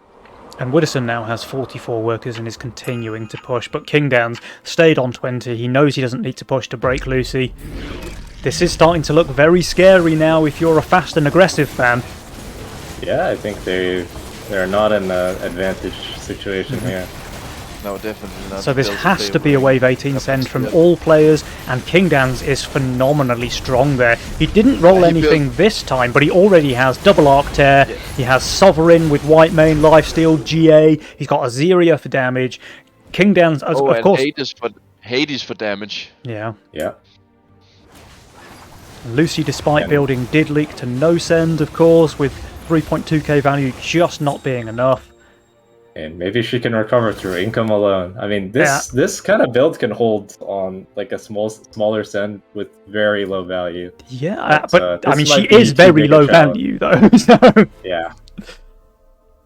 There's 1800 value between Lucy and Kingdance. Yeah. Not going for the kill the wave strategy, it seems. Not going for a split and not building tank value. I mean, I like that. He's trying to pick off as many units as he can, but he does have 700 value less than Kingdance. So, I mean, sure, Kingdance will receive a bigger send, but he also has perfect units for Wave 18. I think Kingdance should just hold. Yeah, King is holding for sure, I think. Oh, this is so close now. Widdowson, of course, is going to leak big. Look at Kingdance God game. He kept both Krakens away from his Hades, away from his Azeria. His Azeria lives, though. That's the important thing. So he's just. I mean, he's just going to hold, right? Widdowson leak 175, Lucy leaks 127, Drakir, he's leaking as well. This is GG in favour of Abraceit. GG, fuck chaos from Drakir. Okay, let's go. You heard it here first. That's not family friendly for the cast, guys, but I can totally understand the hate there from King Dan. King hit Hades on 16 to just bail out his build in terms of damage. He got Hades on 16, he got Arctear on 17 when it was pretty obvious that it would be a wave 18, so he just built double Arctear on his white main on 17, and that just gave him an easy hold on 18. But yeah, you're right. I mean, King by rights should have leaked on 16, right? And probably without Hades he would have done, but Widdowson did not. So, you know, even if King did leak there, maybe they survive because they have a bit of King HP left, and Widdowson is only holding with like 1 low HP Doomsday, right? So I don't know. They were on 36% HP. Maybe they would have died without the Hades, but maybe not. It's hard to call. I've gotten a new respect for Atheist Doomsday with both. Yeah, I mean, it's just dirty, right? When you see triple Doomsday holding an 880 Mythium Send on 16, to be fair, he's on value. Like, he's minus 20, he's basically exactly on value. But all of his units are weak 16. Everything on his board is weak 16. Haven, terrible 16. Harbinger, terrible 16. Doomsday, at least on paper, terrible 16. Bucklers, okay, fine tanks, but 0 damage. Likewise with the pack rats. And no value. Yeah. Like, you need 4 bucklers to make up for a Doomsday. Yeah, the fact that Widdowson holds there on 16 is kind of crazy. He's nearly full impact damage, nearly full fortified tank as well. Like, it's absolutely nuts that he holds there, but he does. And King Dans and Widdowson, they do win here, game number 1. Yeah, beast mode. Absolute beast mode. So, guys, what are you thinking? FC Lucy and Drakir, they are on the back foot now. What do they need to do differently game number 2? Is it anything, or was their game plan solid, do you think? I think it was fine. They just maybe underestimated like 16. I mean, it makes 16 was a very fine call because Widder and King obviously want to force 17. Yeah.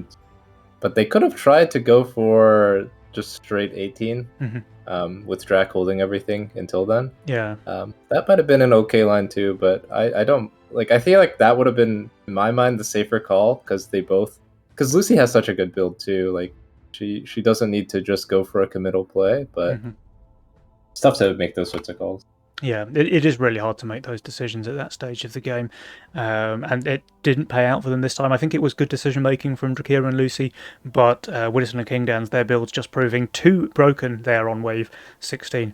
I wonder if Lucy and Drakir ever just skip 16. Like, it's so hard, like you say. They should, by rights, I think, have been able to close the game there with looking at those builds on King Dans and Widdowson, but it was not to be. And Abraceit, they do take the lead. So let's see. And they had to make good reads themselves. Like Widder going for... or Widder and King going for income there on 16. Yeah. Like, it's kind of weird to income when you're, like, giga low workers. But, they needed to. Yeah, really close. All right, guys, we have got the second lobby open. And I think the players should be ready any minute, so we should be able to get that second game underway ASAP. I'm really hoping for a Drakir and Lucy comeback here in game 2, as I'm sure everybody is at home as well, because of course we want to see as much Legion action as possible. It is best of 5 though, remember, so this is still not match point, but Drakir and Lucy, I think just for momentum's sake, they want to win this one rather than be 2-0 down and staring at match point for 3 games in a row, right? So guys, let's cheer for Drakir and FC Lucy. Clap, clap, clap, clap, clap as we go into game number 2. Yeah. Completely unbiased casters. Completely. And they're running it back with Alright, Fiesta Cartel. Okay. Classic playstyle. Not a great Fiesta opener, though, from Drakir. Oh, but Widdowson, and it's a mirror match again, guys. Yes, let's go. Widdowson has a much better Fiesta opening role there. And Widder is sending to Drakir. Yeah.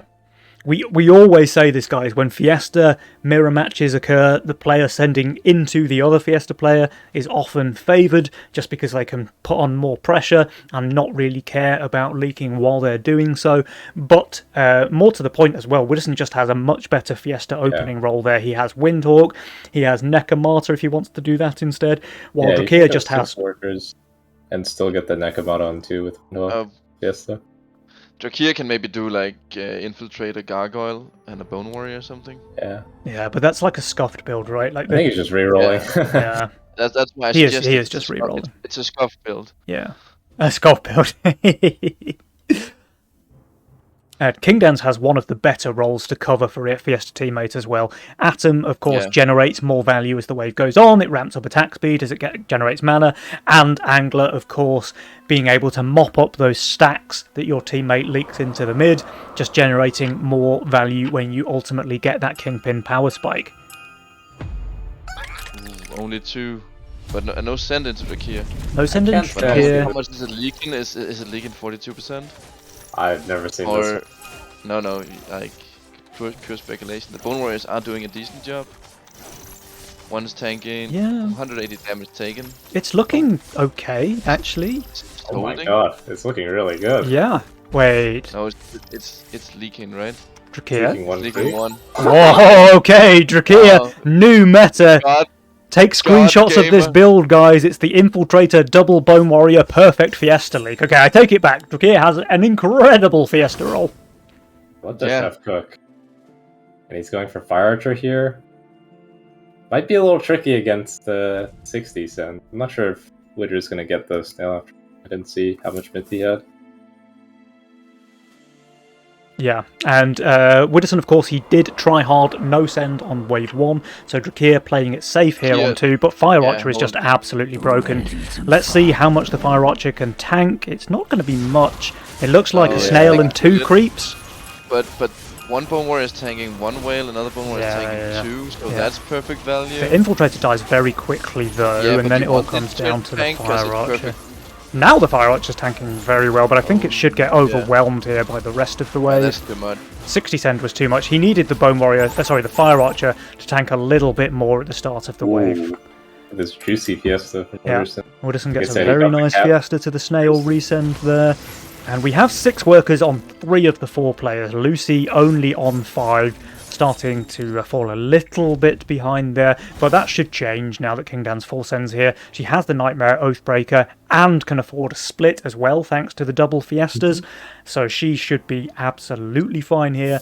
And then she can just full push. She's going to go 7 or 8 workers after this send.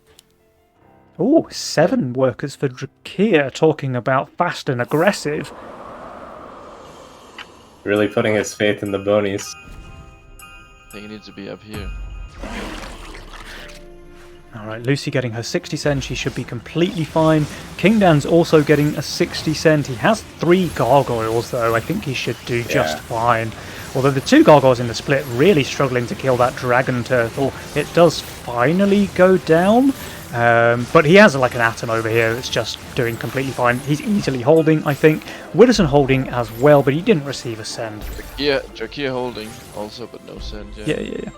And Lucy, because the wave was over too quickly, she couldn't afford that dinosaur, which would have been very dangerous against Widdowson. So a bit of a shame, actually, that nobody did get that Fiesta leak. Widdowson, I think he could have been in real trouble against the dino. Yeah, for sure. Especially with the double Fire Archer. Yeah. Yep. It's gonna be great now, but it's gonna be... But the thing is, this one's just not going to tank anything because the Infiltrator's way too close. Also, I think Fire Archers can be difficult to push position because they have 550 range, which is kind of not... And that Fiend is going to die very quickly with the double Fire Archers. They do put out quite high burst damage at the start of the wave. Looks pretty clean so far. The thing is, this Fire Archer is going to tank the wave.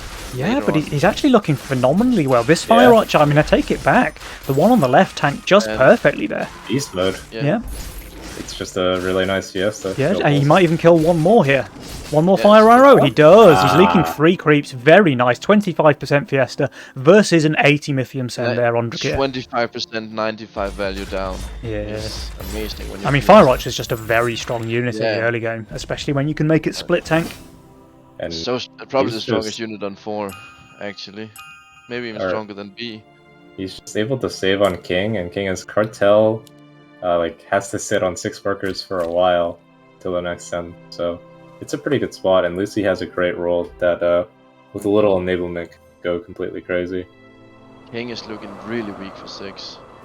Yeah, but Yeah, he he also has has value. value. Yeah, He has value and he has the bucklers to build, but but he's otherwise relying on he's the one very atom- weak. Yeah. The 1 atom for damage, Hmm. and I don't know if he can afford to just put down another atom and some bucklers. We'll have to see if Drakir decides to go for a tryhard send, because he can send double brute already. But he might just even go for 7, honestly, looking at King Dan's build. Yeah, it would be reasonable. Yeah, King is showing the Green Devil and 3 gargoyles though. Mhm. And yeah, he is skipping wave 6.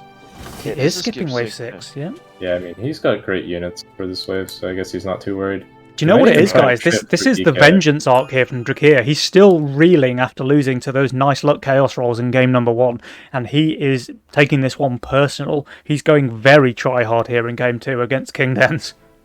Okay, he's not shifting. I thought he might try something bold, like try and get DK here, Yeah. 7, but Yeah. he's just gonna go for Green Devil, which is fine on 7 as well. And And King Lucy Dan's, he getting- did make a full Royal Guard here, fantastic unit, wave 6 of course, but it does lose some of that charm on wave 7, and Drakir is threatening Ogre, I think. He might not quite Yeah, get he's there, actually, close. it depends. Is there any leaks here? He did receive a 120 send. Lucy's probably taking time, but Nah, the waves are too quick. So Drakir, he's on 192 Mythium, 193. He needed a few more seconds to get the Ogre. He does go triple brute, which is still pretty threatening against King Dan's, but the Ogre is just on another level, right? he uses the Grawl on his to get up. See, Oh, okay. So he does get the Shadow Dancer out. He should do very well here, wave 7. Yeah. He's only receiving Not income, of undervalued. course. There's a lot of tank As value good as- between the wave and the Shadow Dancer. Yeah. I mean, as good as DK is on 7, it's still like the clones do magic damage, so they're not actually as good as something like Oh, but Bonk would the clones are just tank value. Yeah, just tank value, yeah. But then I guess he's lacking okay. DPS in general. be. Yeah. That is Fire it is the Archer. kills Oh, fire. Fire Archer goes down, yeah, that's important. Mimic at home tech seems to have got the Fire Archer. But let's keep eyes on King Dan's. He got a 220 Drakir's send. Shadow Dancer is going down. Drakir's Shadow Dancer. under Oh, half HP. okay. But I mean, he's doing fine there. Meanwhile, King Dan's, I mean, is he just holding? He has 900 value. Waldo over here does leak 29% to the smaller send, and King Dan's, I mean, He's leaking 1 ogre. Giga Wreck. wow. Wow, Drakir 70% over there Yeah, for the Drakir. Lizards So added up. yeah, the Lizards just that extra 30 HP that Jules gave them really paying off here. Yeah, definitely. I mean, without the buff, he would have leaked them. But Yeah. now that they've got an extra health, Yeah, it leaked exactly the same percentage, so massive difference there from the bonus 30 HP. King Dan's, I mean, sure, he held there, but he was also 6 workers all the way until wave 7, and he's playing Cartel. But the power But score is it's- saying that Drakir is struggling here.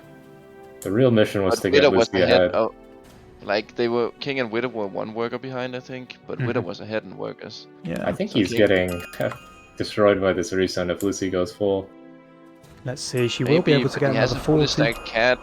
There's an Oathbreaker here that's probably gonna be pretty nice because the Chain Fist is gonna split it and the Disciple Lucy is gonna going heal. full now.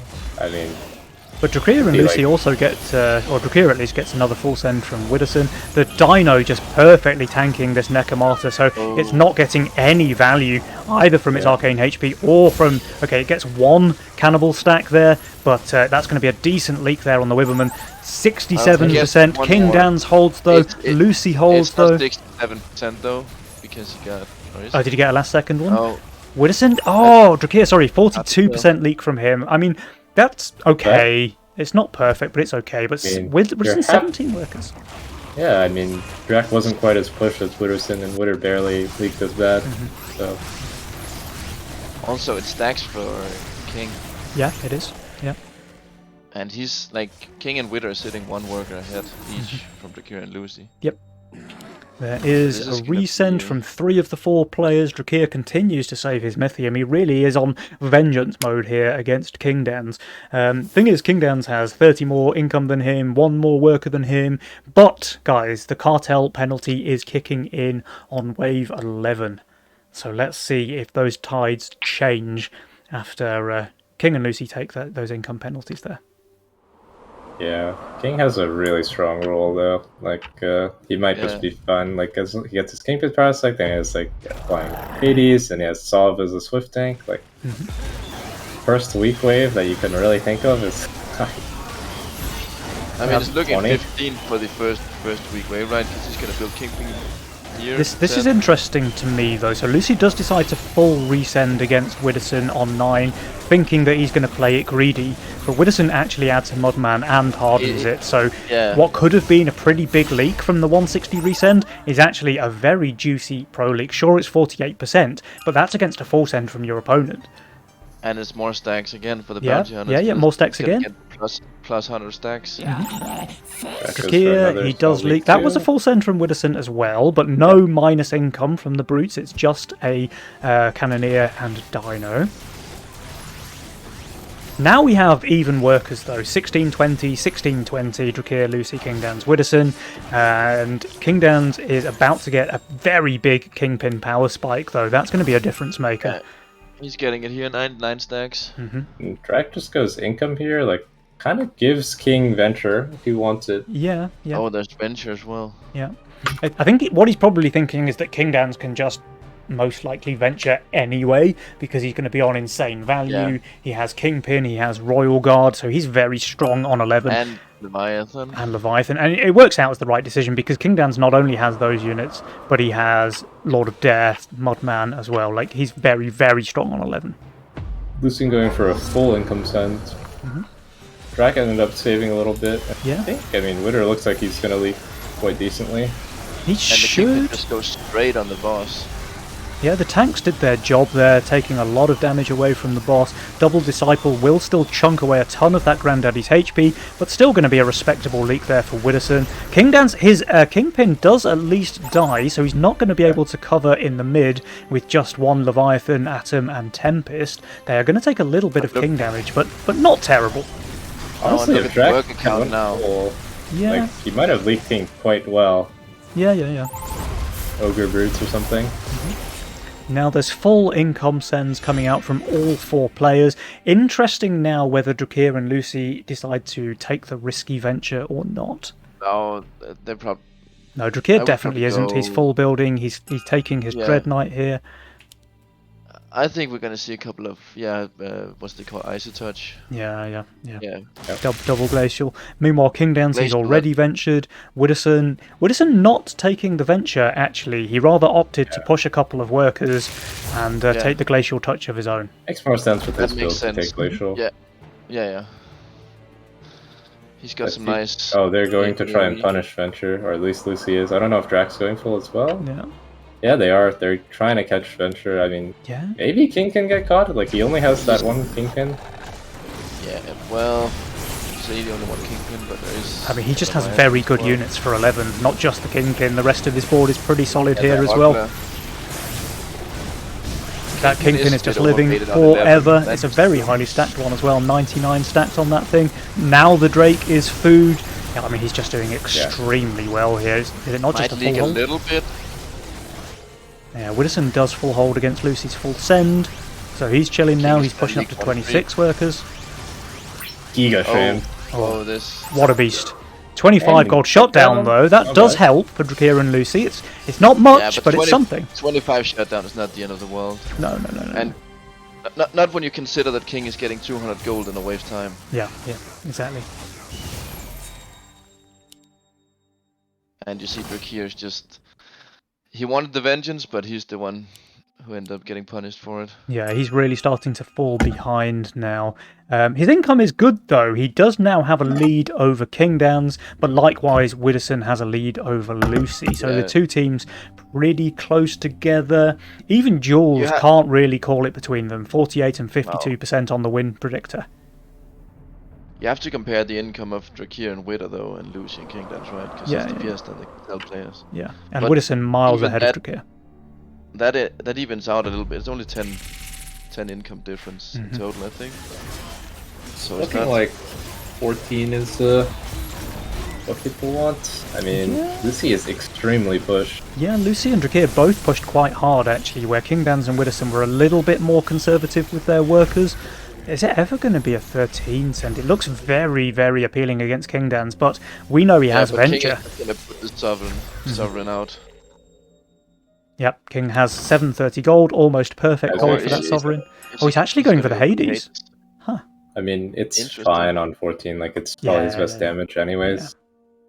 Yeah, and I mean, look with the Leviathan buff, it might even be better to get the Hades out here for 13. Do you know what though, guys? Drakir actually just pushed another worker to no send, so that says to me the King and Witter skip. Yeah, I think that's the vibe they're going for. Oh, King Dans changes his mind. He changes that Hades into a Sovereign. That makes him much stronger on wave 14, I think.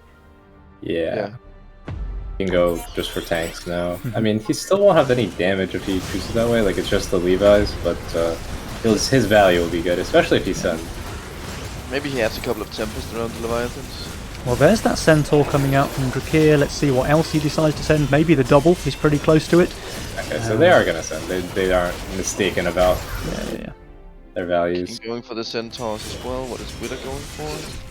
Probably, Triple Ogre, yeah, pretty solid send there. I would have liked to see a send. No, okay, there's the lifesteal, of course. So maybe the ogres. And then the ogres end up being good against all of his tanks. Yeah, Centaurs are usually nice against the Dread Knight, but maybe with the lifesteal, it's not that good. No, King is the only one with value, basically. Yeah, but some of that's fake. Yeah. Witter has a lot of good value here. Like a hard golem is more than 420 gold. Yeah, for sure. Or whatever it is, it's 4 or 5. And it's also very good against Centaur. Yeah, for sure. Centaur is just owning Lucy's build as well. So it's probably another 200 value for Witter. Yeah. I mean, there's not even much different in send size, honestly. There's a slightly bigger send for Widdowson, but the value difference is massive. Abrasiat both having a few hundred more value than their opponents. Lucy getting completely overwhelmed by the double Centaur send. Drakir likewise. I think they're dead, yeah. These are 145, 130% leaks for Drakir and Lucy. Sure, King Dans and Widdowson are leaking as well, but they're baby leaks, fam. 19 creeps reaching the King on the left side. A lot of it power mercs, a lot of it full HP. They have very few King upgrades. I think they're just dead. Also, once the Centaurs reach the King... Oh, wow. That King just got absolutely obliterated, guys. And this means 2-0 in favour of Abrasiat. This might end up being a very quick grand finals here. Remember, it's best of 5. So King Dans and Widdowson, they are on match point now, meaning that one more victory and they are your October champions. Drakir and Lucy in a very tough spot, actually. They now need a reverse sweep against King Dans and Widdowson if they want to win this month's cup. It's a tough task, but if anyone can do it, it has to be Drakir and Lucy. So let's see, guys. Everything to play for. Offmer, do you think there was any particular turning point in this game? Like, I'm looking at the win percentage graph. It looks fairly close up to around wave 7 or 8, which was... They just went for that gamble, like long save into Cartel value. Yeah, and King Dans leaks 1 brute and Widdowson pretty much the same. Yeah, it's just a. I mean, it's just a kind of a all-in play to commit to that sort of save. Yeah. I mean, it can work. It worked for them the last game. They got like a lot of King damage, but these sends aren't quite as big, and they just weren't able to generate a lead. Yeah. And then. They just took some small leaks to income that were a little unfavorable, got a little bit outplayed. Yeah, and I think once they got to the mid-game, there was kind of no hope. Yeah. And they kind of gave away the Venture to King Dans as well. Sure, they got the 25 gold shutdown on 11, but it wasn't enough to turn the tides. Unfortunately, they both leaked massively on 14. I think you're right. I think their hope was that Kingdans and Widdowson skip there on 14 and then take a ton of damage, give away a ton of gold, but it wasn't to be, and it was, in fact, the end of the game there on wave 14 for Drakir and Lucy. So, unfortunate, but it does mean that they are now playing for match point, potentially 3 times in a row. Remember, they do need to win all 3 games, reverse sweep, if they want any chance of winning the October Cup. But, you know, I definitely want them to win this next game, because I think a 2-0 and then a 3-0, a very quick finals day is not what the viewers want. So just for fan content, please, Drakir and Lucy, can you win as we get into game number 3? It's an interesting juxtaposition from the games yesterday, where it was 3 best-of-3 series that went all the way. Yeah. Game. Well, the longest semi-final day in history, followed by the shortest grand final day. Let's see if that's going to be the case as we go into game number 3. Potentially the last game of this Nova Cup. We see Greed out of Kingdans. He just wants to play it safe. Yeah, just going vanilla. And Lucy on Fiesta this time. A very nice Fiesta roll, though. Very nice Fiesta roll. What do we see? Widdowson on Chaos again. The Greed Chaos combo, also very nice. And more to the point, he's just going to tilt Drakir, right? We did get a little bit of BM there from Drakir in game number 1. Not that I can blame him with his hatred of Chaos. Oh, this is a cartel roll, though. My God. Oh, he's cooking. Gateguard, Adam, Steed. Yeah. Oh, this is the positioning. This is the positioning. Yes. Okay. Now he goes for the nice one. Yeah. But this is a cash out build, no? Yeah, it's still fine with cartel, especially with the leak on 1. Mm-hmm. He might be able to still get to Cruz. Now Widdowson going for the Atom Angler start. Kingdans, he has options as well. Harpy, his favorite, his true love. Yeah. But the Nekomata and the Windhawk are really strong openers as well. I think Kingdans has a very, very good early game role in general, I think. He can play around Archer too if he wants, but it looks like he just wants to go for the win. He's going Windhawk, yeah. He's going for Magician build, of course. Maybe faking the Fiesta, who knows? Lucy, I think Lucy was taking Fiesta with the intention that she thought that King would play Fiesta. Yeah, but Kingdan's getting punished for his Fiesta fake because 1, he's going to leak badly, but 2, he's not going to get that bonus gold even. Yeah, that's a doomer. But I mean, he'll be fine on 2. Yeah, 75%. Yeah, like you say, he's got good options for Wave 2. He can either build another Windhawk, or he can go Slimes or Bucklers. He's got plenty of choices. Lucy, very nice, of course, with the Consort Fiesta leaking just 2 creeps and going 6 workers. And she also got away with it, remember, because Widdowson did not go for that snail check on 1.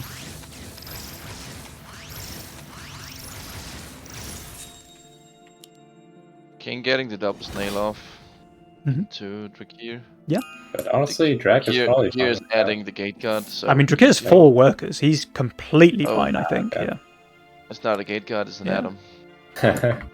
Lucy will not be completely fine, though. She should leak quite badly here against the snail. She did get the second buzz off because of King or some gold, but she's still going to leak to the snail, but...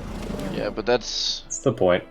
That's going to happen. Yeah. It's not going to be too terrible. Kingdans should be completely fine here with his double snail, and Widdowson, of course, is going to be fine with 245 value. There's no chance he's leaking. Yeah, and it's not clear to Lucy and Drak that whether or not King is Fiesta, because he could just have been like, I need to play around snail. Yeah.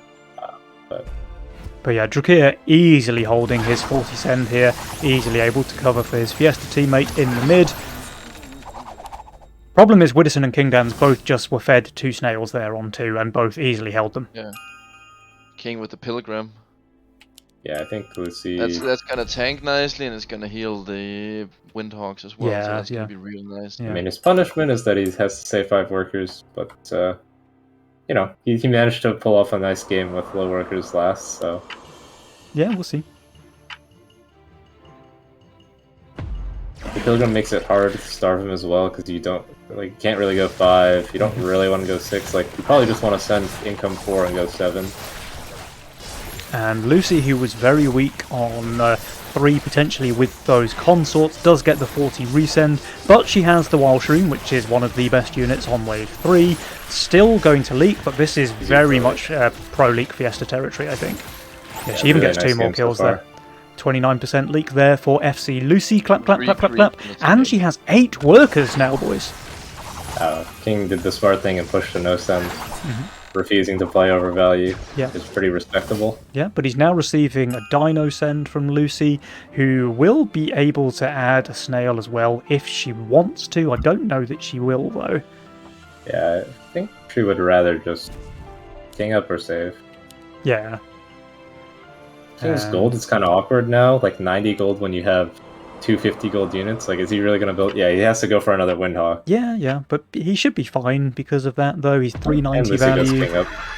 She does king up. The problem for him is, like, Mimic on 7 is looking pretty juicy. Yeah. I mean, King also just has a very nice 3-way split tank here. 2 Windhawks tanking, Pilgrim tanking. He's just getting insane heal value. This. 9 workers. Oh, wow. And just another perfect pro league. Another perfect Fiesta there from Lucy, 31% again. But it's not 31% because the boss kills one after. Yeah, true. Very true. It's even better. Drakir able once again to full cover in the mid. So this early game at least looks like it's pretty solid for Drakir and Lucy. So any fans of a non-3-0 series is feeling pretty happy right now, but the game is pretty fast and aggressive overall, right? We've got 10 workers for Drakir and Lucy, 9 for Widdowson and Kingdowns. They're not exactly slacking behind. Yeah, I mean, this is an insane grid, to be honest. Like, you would expect most people to just get this Aqua, but kind of forces her to send on 6, or else she's gonna leak really hard. Yeah. Is she going to get another Pro League to no send here? It's looking kind of good. Yeah, would be pretty juicy. Wow. And if they did want the 6 send... Yeah, I think she's going to clear off 1 more of those Scorpions, and then the Death Rattle's going to take another. Yeah. Another very nice Pro League there from FC Lucy. Just 3 creeps going mid. Here come the Brutes, though, from Widdowson and Kingdowns. Brute, Drake, Drac saving? No, they both saved. So I mean, Zerker is a perfect answer. We'll see how well it does in terms of like the tanking a little bit, keeping the Brutes off of it. I mean, the consorts end up being pretty decent tanks for it on this wave. Yeah, and they might also death rattle the Brute, right? In which case the Brute gets sniped and you reduce a lot of the damage from the wave. But yeah. Let's see how Drac does here, because... The sends are big. 140 send for both Drakir and Lucy, double Brute and Snail. Let's see, I mean, Drakir... Nice luck. Yeah. I mean, I swear every Chaos player does. Yeah, every Chaos player rolling the Berserker on 6, yeah. It's not exactly luck, it's just expected at this point. Still going to leak, though. Oh, Consorts did death rattle the Brutes, but they death rattled 1 each, and that's a pretty big leak there. FC Lucy 68%. Drakir, he's not holding either, so this is starting to look a little bit scary here for Drakir and Lucy. They're going to take a decent chunk of King damage here, wave 6. Yeah, King just full holding, covering mid. Yeah, King the Drake might go through, but it's going to go through on low HP, so it's not going to do a lot of damage to the King.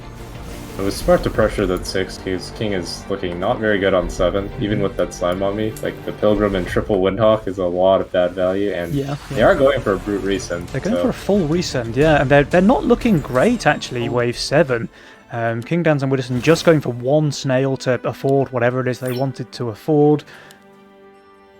And yeah, Kingdowns is just building another Windhawk, which is really not great wave 7. Yeah, I mean...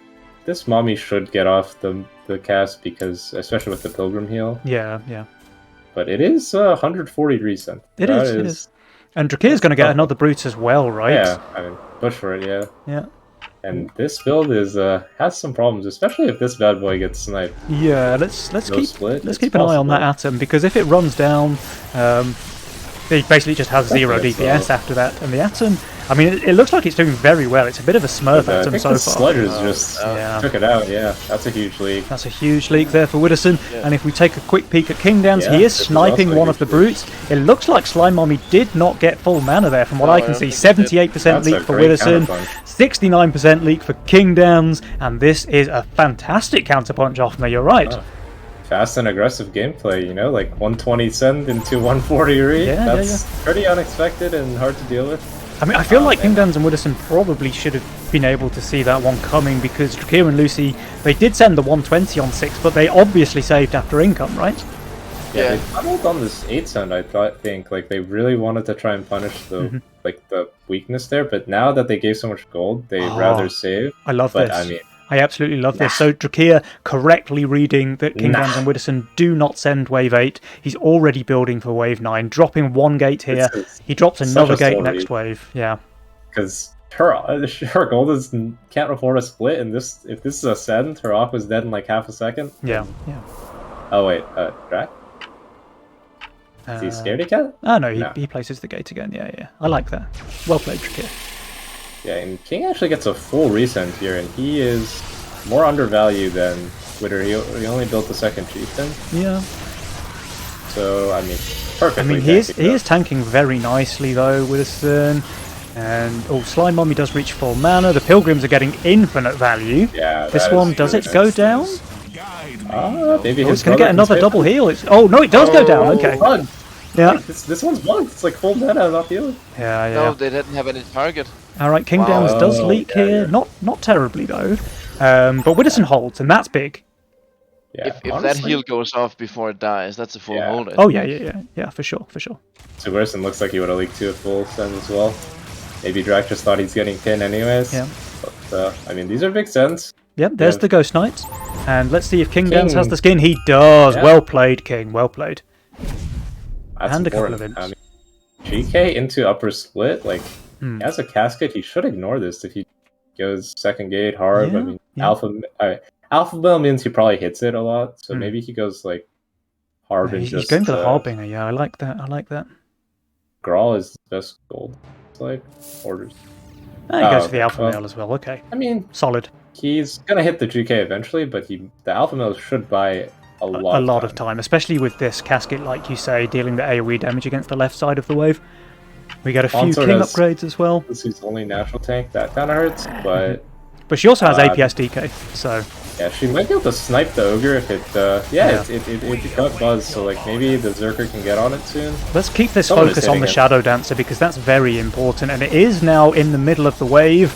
And it dies very quickly as soon as it takes the Ogre focus, of course. So Drakir, though, I mean, Drakir's just doing phenomenally well. His Harbinger's still alive. The Patrick's going down. Lucy leaks 25 gold shutdown.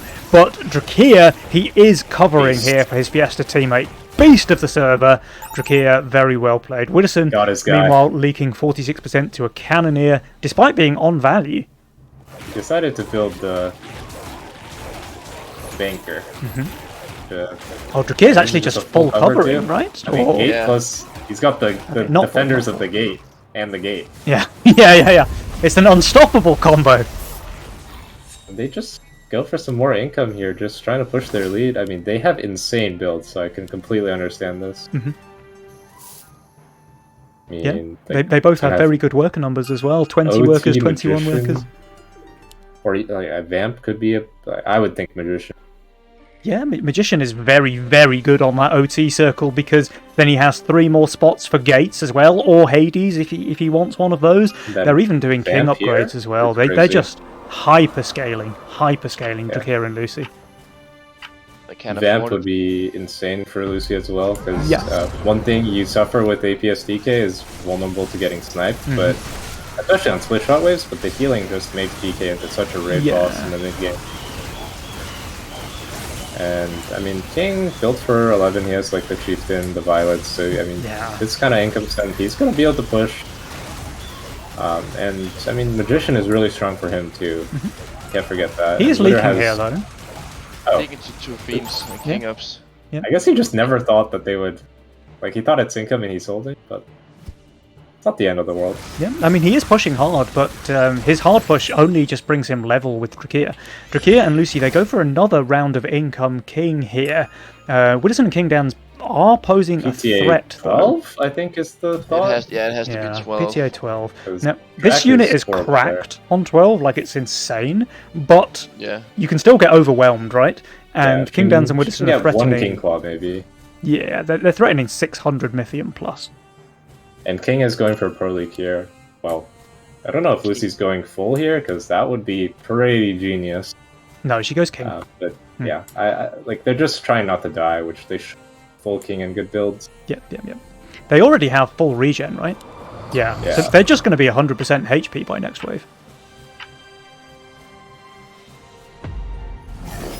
Alright, so full income sends against Kingdowns and Widdowson. They should do just fine against that. Like you say, Kingdowns very low value, but it's all very good value as well on wave 11, so he should just do completely fine. Widdowson likewise. The problem with taking PTA is that really committal with giving up Magician and Vamp to the enemies. They really need to either kill them or like literally put them to 1 life. Yeah. Because otherwise they're never going to leak them again. Yeah. Drakir and Lucy, let's see though, because they might just read it as a 13 send. And yeah, they actually save their Mythium here, so they're not expecting the 12 send into the Vampire APS DK. That's for a good reason though, because it is insanely strong. Yeah, and actually Drek is not building for this wave. He's building he's upgrading his steed, which is not neither for this wave or the next. He goes for the Lioness here. I mean, it's respectable. 2 stuck Lioness. It's a half and half build. Yeah. Kind of giving up the Magician spot. But, can they finish their King attack? Yeah, they can. Okay. Yeah.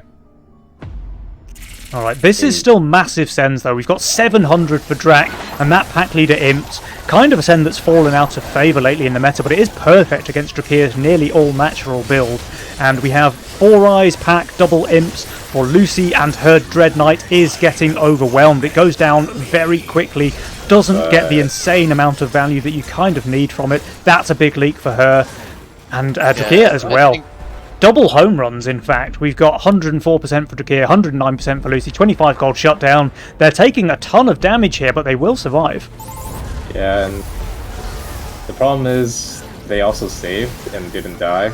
Almost die, so it's pretty much... It's just down to 50% HP. Yeah, and they have full regen already, so by the end of this wave, they're already going to have more King HP than Widdowson and Kingdowns.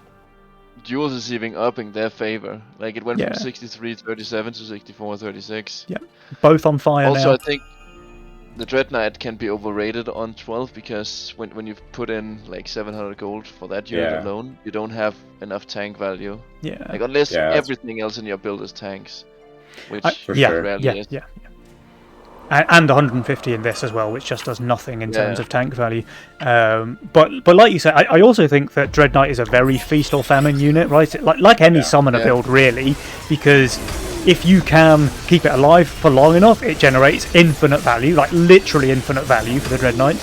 But at the same time, if it gets overwhelmed, then it's not really worth the gold that you paid for it in the first place. So, and we did see that there with a big 100% lead from Lucy on 12. They're in a really strong position now, though. Oh, wow. Okay. This seems wrong to me, but... Yeah, I mean, it's spicy, but the fact that Widdowson is not full sending here is maybe a bit of a sag. I mean, Lucy's overvalued. Look what they have. Yeah. There's OT Dread Knight there. There's I mean, with thinking that it's never ever 14, like looking at Lucy's board, so I can totally understand. But why? Like, even if it is 14, do they even care? I mean, Drakir's going to leak here. Drakir's going to leak quite bad here, but it just doesn't matter. He changed. Oh, okay. He wants a Magician aura, right? Yeah, I think the Lioness's stack is probably less value right now. Yeah. I think the Lioness could have been behind the gate guard and the other gate. I think just getting Magician on your Hades is very, very solid. But Drakir's going to leak pretty bad here. It's a 540 Mythium full send. Lucy will, of course, easily hold and full cover. They're not going to take any King damage from this. He's kind of summoning. I mean, he is kind of summoning, yeah. He's kind of just wait. I think the magician just generated too much value with the OT. Jules? That's what I'm saying. It's not that bad. Yeah, he's. I mean, I was certain he would leak there, but he just made it very easy. And yeah, Drakir turns to Lucy, a smug smile appearing on his face, and he just says those immortal words: "You want to go one longer?" 16. Yeah. Yeah. I mean, at this rate, it could be 17. Right? Okay, I like this little cheeky Suvi attempt. Yeah, I mean, they have to make something happen from King Dans and Widdowson. And if Lucy and Drakir do get overconfident here and decide to try for 17, as Scottrold was saying, then they might just die on 16, but it's not going to happen. This is the counter. The Crack realizing that Widder is probably the holder anyways, and Lucy can always hold. Yeah. So, yeah, it's the right read. They'll look at their builds and see 16 that they have to go. But once again, Drakir, King Dan, very strong on 15, so it doesn't look like he's suied at all. But yeah, Drakir and Lucy, they of course go for the 16 send, and I'm pretty confident that they are going to win this game here on 16. You know it's bad when the send starts with double ram and then the rest of the send looks like the normal send. Yeah. You get two huge tanks and then you still have to deal with the normal send. Yeah. All right. I mean, King Dan's obviously leaking horrendously here. He's even sold a couple of units there to push more workers. Widdowson, sure, he's got a ton of value here. He's going to be around 4.8, 4.9k by the time he finishes building. And he's got really good units as well. He's got double flying archers, nice luck. He's got Royal Guard as well, very solid tank. But he's just receiving a 1.3k Mythium send from Drakir. So he is going to get a little bit of everything. 2 rams to counter the range, 4 ice to counter the solve, Witch to counter the massive amount of units. Yeah. Oh wow, 1460 Mythium for Widdowson. Yeah, his build can be as good as it wants. You're just not holding 1.5k Mythium. Assyria on the perfect value.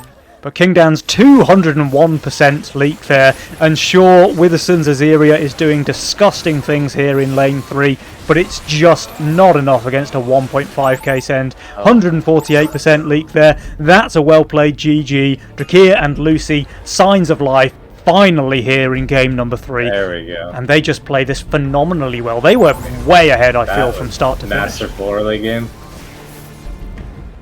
Boom. Victory. I mean, Lucy Giga smurfed, and then they had the great 7 resend idea. And then let's obviously Drak folding that wave 9. I mean, that is just beast mode. Yeah, let's just look at some of these turning points. So wave 6 kind of looked a bit rough. Drakir and Lucy leaking pretty bad, but then Widdowson also leaking to the income send. And yeah, this resend wave 7 Offma that you were talking about, really nice play there from Drakir and Lucy. King and Widder did not see it coming, and they paid the price because they dropped 40% King HP there, and that just set Drakir and Lucy off to a fantastic early game. I mean, Jules was favoring Drakir and Lucy throughout the entire game. Yeah. The turning point at Stick only took it from 57 to 51%. So apart from game wave 1, wave 7 was the most equal wave. Yeah. And then, like you say, with Drakir holding 380 Mythium on wave 9, that's almost illegal to hold a send of that size, but he did have a very good board for it, of course. But that just, they didn't even take king damage, right? They 80%, still on 80%. And I wonder how he does against Ogre Triple Brood, no? He's just so strong with the gate, with the Harbinger, Alpha Male in the split. Perfect mix of units too. Ogre, if it's sitting on the Alpha Male, it's not looking so good. He needs imps to kill the gates, but then the Harbinger is also fortified unit that's decent. Yeah. And the Casket, which is garbage on 9, still had its place, right? Because it was still AoE in the wave, which meant that the Ghost Knight didn't get focused early on. Yeah, and sure, look, they took a ton of damage on 12, right? They both leaked massively there to the sends from King and Widder, but they saved their Mythium, and they just were able to close it out with these enormous 1400 plus sends on 16. Just very, very solid play there from Drakir and Lucy. Really well played. Shows how important it is to get some chip damage early, because I'm pretty sure that if they were still at 100%, they could just forgo sending, just go full king up. Yeah. And probably live. Yeah. And it's just, I mean, this is just great. Like, for me as a caster, for the guys at home as viewers, this is exactly what they want to see, because now we are really starting to talk about reverse sweep territory. It's still 2-1 in favour of Abraceit. They're still playing match point, but Drakir and Lucy have got to be riding high on that momentum, right? That was a pretty one-sided game, honestly, from Fast and Aggressive. They played it very, very well. They've got to be feeling good. King and Widder have got to be hurting after that one, and now they're starting to smell the reverse sweep. So let's see. They also still have more mastermind choices to pick from, remember, because King and Widder, of course, have dropped 2 now with their 2 conquest victories. So we'll have to see. There's still all to play for. They're still very, very in a risky position, but I'm starting to feel pretty good for Drakir and Lucy after seeing how well they played there in game number 3.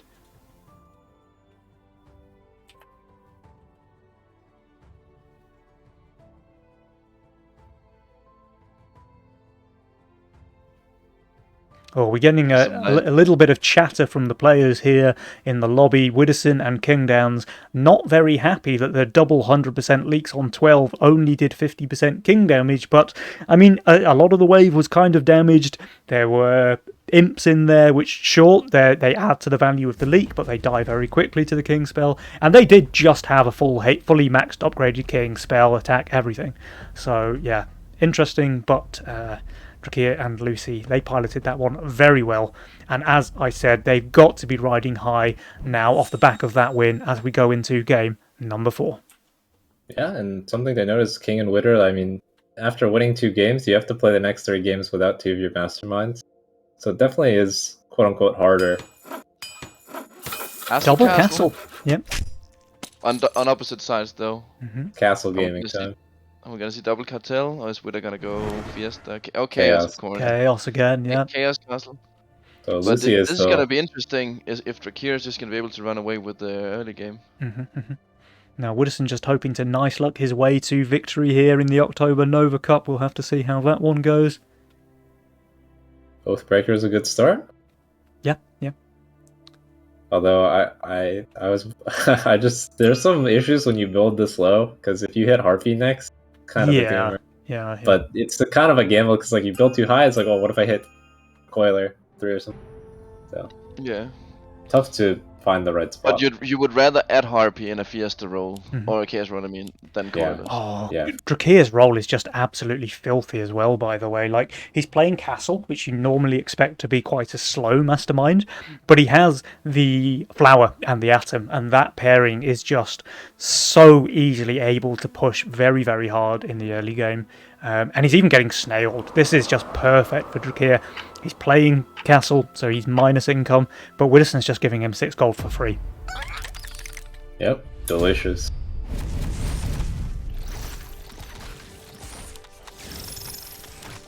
Playing around a snail. Maybe it was a little sad from last game. So. Yeah.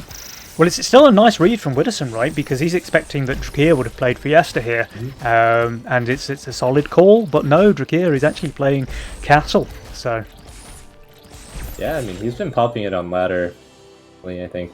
Yeah, getting a feel for it. So definitely not something he's not used to. And he does go for the double Atom, actually, so he's maybe even expecting a snail resend here from Widdowson, but there is... Yeah, Widdowson is a 4-fun snailer on 2 a lot of the time. Yeah, but it's not coming out, so he's not making that misstep here.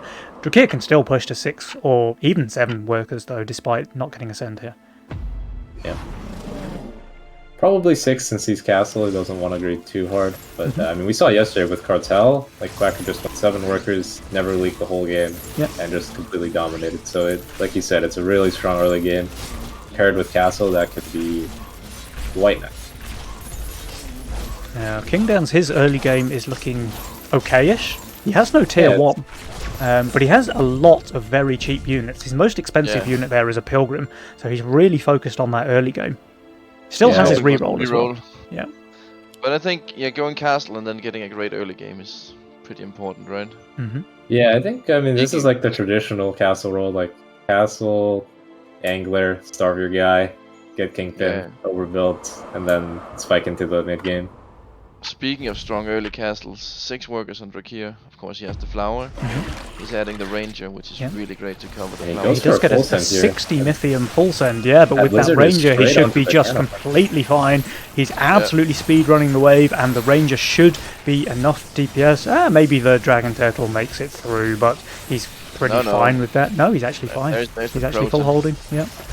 And he gets king here. The lizard is the perfect send here. Yeah, I mean, the extra 30 HP on that lizard really making the difference here. 58% leak from King Downs. Probably would have full held if that lizard had less hit points. Yeah. So, King probably feeling more confident here because that was only a 40 Mythium send, or was it? No, there was a snail 60. As well. It's a 60 Mythium send, but still 58%. I think it leaked to 40 either way. But... Yeah.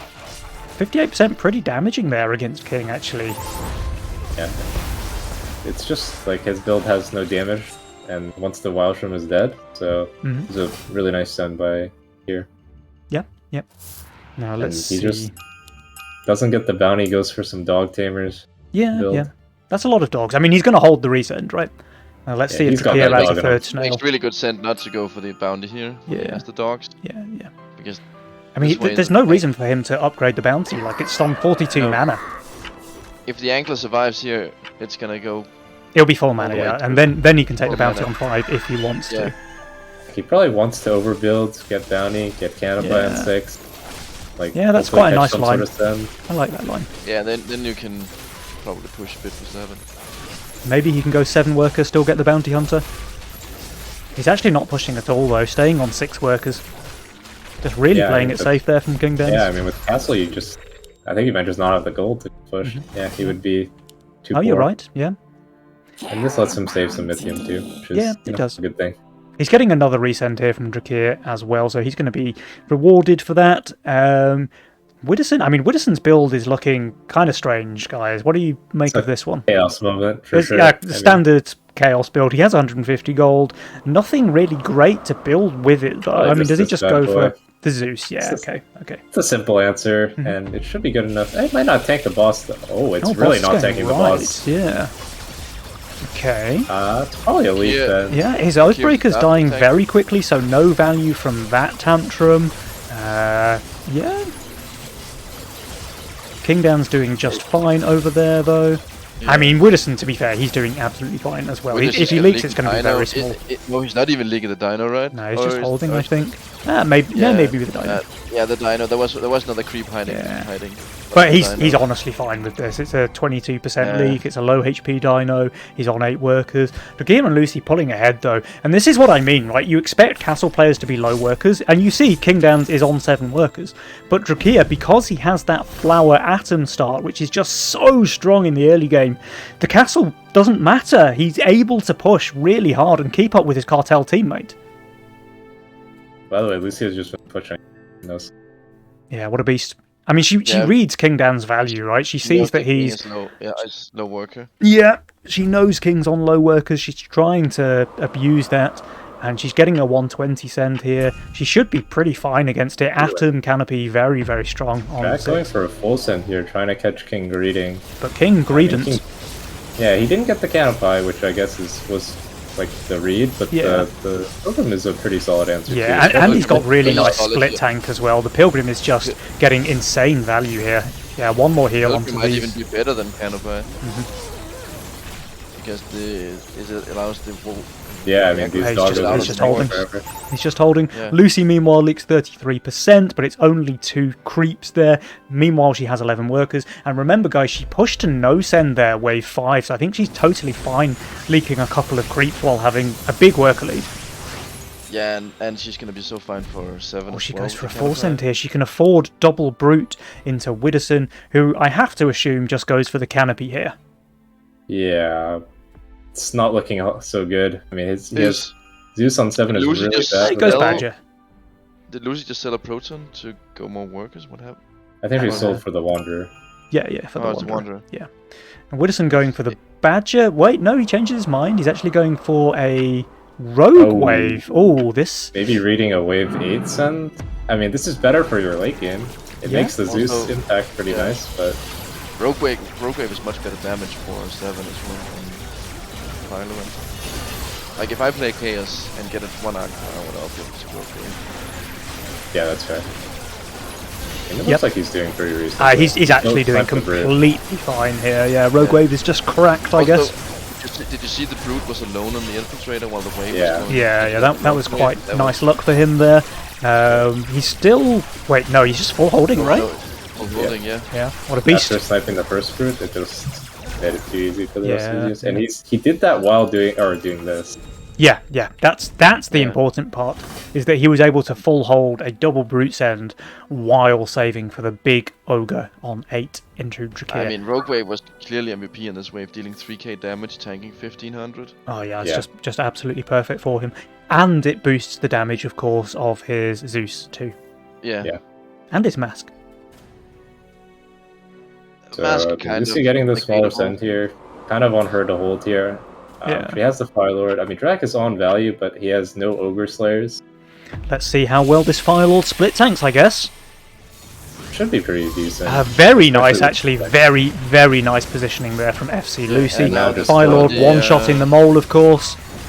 Oh, that's a very, very solid position from her. But Drakir, does he even kill the Ogre? Okay, he does. He does kill the Ogre. Phew, that could have been terrible. 75% leak for him. Lucy, though... she's doing very well, but it's not quite enough. She will still leak here. Widdowson leaks to a Fiend. Yeah, they're taking quite some King damage here, though. That's a 75% leak from Drakir, 34% from Lucy. They're going to drop quite a bit of hit points here. Yeah, I mean, for the Angler. The worst part of it is that just Lucy is Cartel in this game. And while Drak is in a really good spot, like so are Witter and King, and they won't have a penalty. Yeah. They're kind of relying on Drakir's Castle Power Spike, right? But Kingdans has one of his own, and Widdowson's playing Chaos. So the late game really seems favourable for Kingdans and Widdowson right now. Yeah, I mean, double Kingpin Power Spike is gonna... Castle is just very... Especially with Creditor in the game, like, he's gonna have some disturbing stuff. He is. The one thing I think that's in favour of Drakir and Lucy is that Kingdans has already used his reroll, and he doesn't really have a great late game build, even now. He has. That's not entirely true though, because Flying Halo with Glacial too. Flying Halo. True. Kingpin's a Flying Halo. That'll do late game for you. That'll do. Yeah, and Inkclaw's not a bad tank late game. No, and you can give it the Ocean Templar. Then it's perfect tank every wave. Drakir leaking to the resend. Yeah. Not terribly, but he is. One more. Really bad here. Wave. Yeah. One more. It's close. One more. Yeah. Okay, he gets the one more. What a beast. 25%. Mm-hmm.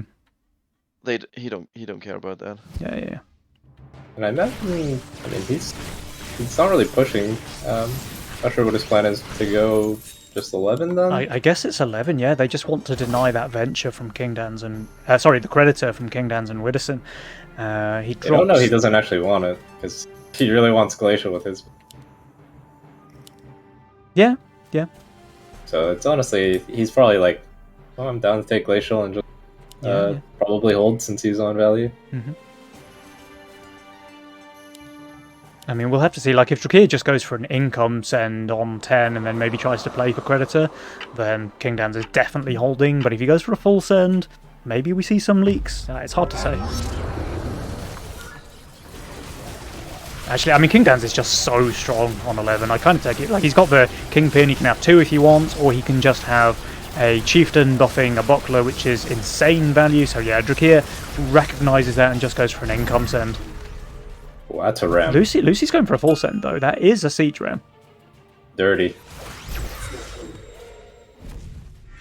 Alright, let's see if we get any ballsy Creditors coming out from Kingdans. The ram is going to go right, so it's going to get kited all day. It is, but the Zeus still attacks it at least, so that's something. Yeah, but the Zeus is also impact damage, so sure, the ram has range damage reduction. But it's not that bad, because if the melee's ignored, then the ram just like runs around here and just like flanks all the DPS. Yeah, one shot's the Leviathan Tempest, right?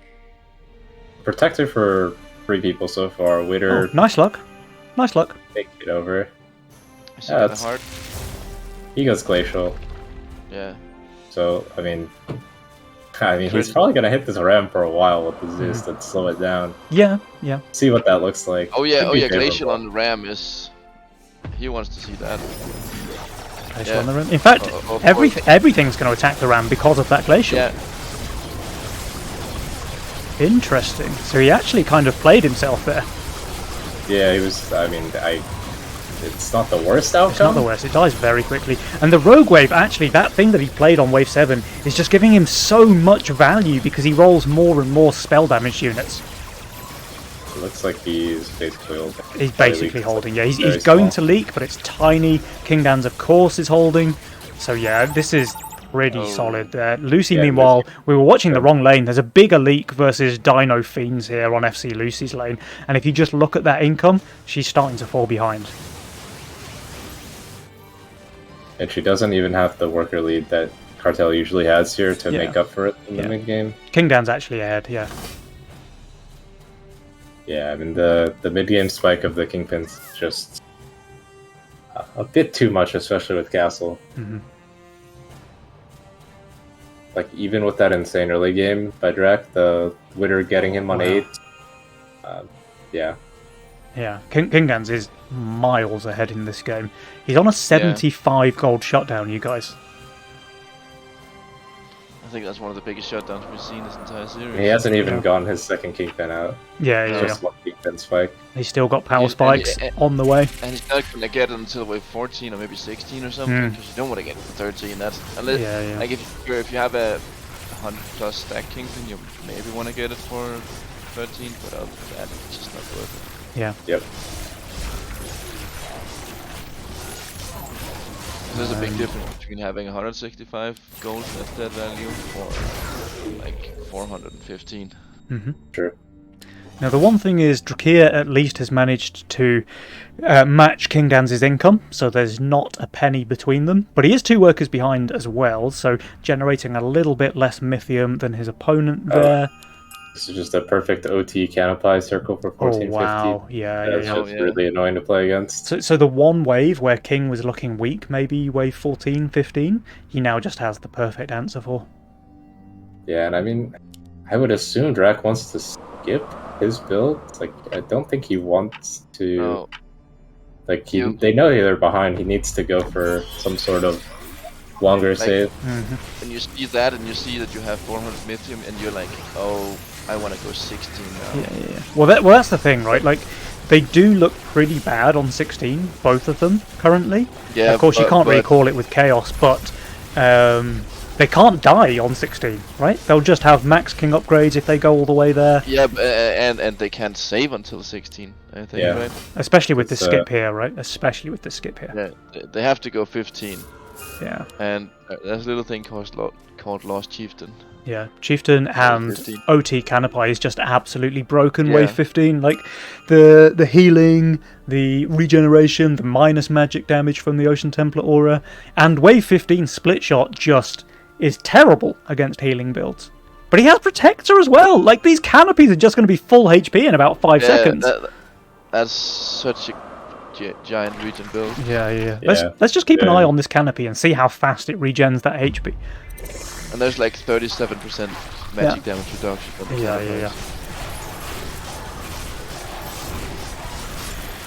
I mean, it's already at 4k HP and climbing. 3.3. I mean, neither is a good try against it, but it's just not going to be enough. The split shot plus like the Needler split shot is just I like, honestly, if I'm Drakir, I just go full income because there's no way there's no way that's leaking, right? Mm-hmm. Now Lucy, she's pretty good goes this for another wave. Kingpin here. It's an interesting send by King, honestly. Double GK. I mean, it's not bad versus some of these units like these and the tanks. Another Canopy. I would probably go for another Chieftain here to get some more damage, right? He's going for the healer. He's really gonna keep these Canopies full HP. Oh, if they didn't have enough regen already, now he's just dropping down a Pilgrim for good measure. I mean, Drac has OT steeds that are buffing Proton, I suppose, or themselves. They're gonna buff the Proton, or the Proton are gonna die before they get anything off. I suppose they're buffing themselves, so they're pretty strong units. The canopies are just invincible here in King Dan's lane. And more to the point, he has 3.7k value, right? So even if his build wasn't broken on this wave, he just has value for days. So he's easily holding as a result. Widdowson, he is leaking, but not terribly. Lucy leaks 91%. Drakir leaks... Well. What is that, 77%? No king ups. Sure. No king ups. Do they just die here? Yeah, I think they're dead. Because there are 2 bosses. Sure one is at 60%, but the Needler 2 bosses. Yeah. Nope. No king ups. No king ups, that's the thing. The king ups are really important in this new patch, right? And they don't have any, and Drakir and Lucy, they do die here, wave 15. That is the end of their Nova Cup dream this month, because Kingdowns and Widdowson, with a score of 3-1, are our October Nova Cup champions. So really well played to those guys, really, really well played. It was a very hard-fought series. Drakir and Lucy did put up a good fight indeed, but ultimately Kingdowns and Widdowson proving the better team this time around. So we'll have to see if we can get a winner's interview off of those guys. Offma, any particular turning points in this game? I thought this one, I mean, wave 8 was everything. Like, Drak just not having an answer to that. Yeah. Maybe it was like he... I mean, wait, talking about wave 8, right? Like, wave 8 started on wave 7, right? I mean, I know that sounds a bit silly, but Widdowson got a double brute resend there, wave 7, and just holds while being minus 50 value, while saving his Mythium, and he just gets a really long wave to send 240 against Drakir on wave 8, resulting in a 75% leak, and Lucy did not cover with a much smaller send there as well, so... I think you're right. I think that was probably the beginning of the end. Yeah, Drak, I think did he not have enough gold? He was only able to add like 240 golds. Couldn't get out the Millennium, which would have been the perfect answer to an Ogre, and probably could have saved his game on 8. But yeah, I mean, just nothing to kill an Ogre. Yeah. Right, I'm trying to contact Kingdowns and Widdowson to... Kingdowns holding the 100% on 6 with 605 value was pretty strong. Yeah, because he was looking super weak on wave 6, right? And Drakir did full send against him. I mean, it's only income, but he's just perfect split tanking on that wave, resulting in an easy hold despite having bad units. And it kind of had to be a group 7 call to try and protect the wave 8. Yeah. Hello guys, congratulations on the victory. Oh, we have them. We have them. Let's pop over to here. That does kind of mess my cameras up a little bit. Let me see if I can fix that. But Kingdowns, Widdowson, congratulations, our October Nova Cup champions. Very, very well played. You guys, very well played. Thank you. How are you guys feeling? Paid off. Kingdowns and Widdowson actually playing the game at the moment, meaning they're on top form and destroying the competition. Yeah, we are definitely on top form. Like, at least in the finals, I guess. I mean, that's the thing, right? You guys seem to make this a tradition at the moment, where you like to drop your games on day 1, make it through the losers bracket, and then just dominate on the finals day. So, you know, if it works, it works, and you're giving the guys a show. Bit of a shame, actually, that we didn't get to see any of those underdog teams make it to the semi-final this month. Atrocity and Eidetic played extremely well yesterday, as did Dark Quacker and Mr. Slickens. But unfortunately, they both lost their semi-final games, which is a shame for them, but, you know, more benefit to you guys, so yeah. Yeah, I want to give a big shout out to those guys, especially Dark Quacker and Slickens. They beat... the 2 finalists of the last Nova Cup in group stage. First of all, they clapped Adamus and Aviator, and after that they clapped King and me. Yeah. So that's really impressive, actually. Yeah. Those guys were just playing extremely well yesterday. I don't know if maybe they weren't quite on form today in the semi-final, but the way they were playing in the games yesterday was just really, really impressive to me. So nice of Widdowson there to show some respect to his opponents, because those were some really good games. And actually, all 3 series yesterday making it to the best of 3, just testament once again to how high the level of play is in these Nova Cup games. But ultimately, there can only be one winner, and that is you guys once again. We had some spicy games there. I was worried for a second that you might just clean sweep 3-0, but Lucy and Drakir came out swinging in game number 3. I mean, did you guys, you must have been feeling pretty bad after that one, because that was a very, very stompy game, I think, for Drakir and Lucy, game 3. the game was alright up until wave 7, but then that Rhysand kind of fucked us. Yeah. From that point on, it just went downhill. Yeah. Like you didn't see it coming, right? We did see it coming. Oh, you did? I told King after the wave. Yeah, And I Yeah, told you- King they're gonna brood us now, and I was purposely just pushing 2 workers. Yeah. But my best unit to add on 7 was a butcher. So Yeah. that was a bit rough. And Yeah. sadly, King was also 1 worky too much. Yeah. Oh yeah, I couldn't get the second slot. Sorry. Yeah. I think the question everybody wants to know though is how does it feel to be filthy chaos abusers?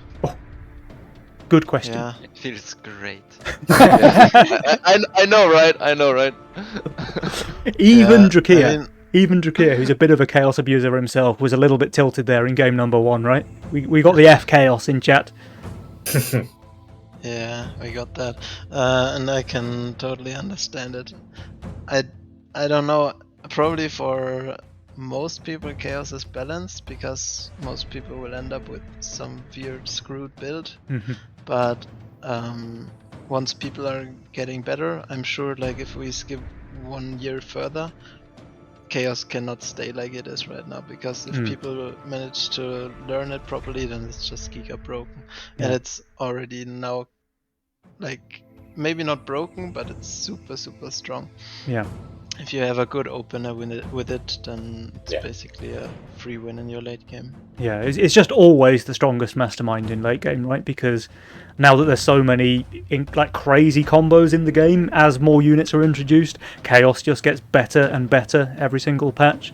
And like you say, at the highest level of the game, where the players are just not really making the mistakes that you see in the like mid to high level games, it just seems broken, and you can really see that in Nova Cup actually, because I think it was by far the most popular mastermind this month, and it has been getting that way for the last couple of months as well. And King Dans, you've always been a chaos enjoyer, right? Ever since we moved to the kind of mastermind structure. Yeah, for sure. Chaos was always broken. Yeah. Do you remember when it was 6 income? Man, that was Oh, the glory days. Yeah. The glory days. clearly correct. Any particular insights you have about chaos? Like, what's the best way to play it other than just get lucky? I think that's it. Maybe if you roll it like accurate, you can put it down, or a random angler. But other than that, just be lucky. Yeah. Yeah, I think you try to well, some people disagree, but I try to not open Porter, I try to not open Gun. What I really like is flexible units that are easy to buff later on with different units. Like Archer opener would be probably the best that I would enjoy. Gate Guard is really good. Like if you have a good tier 3 unit to open with, that's really nice.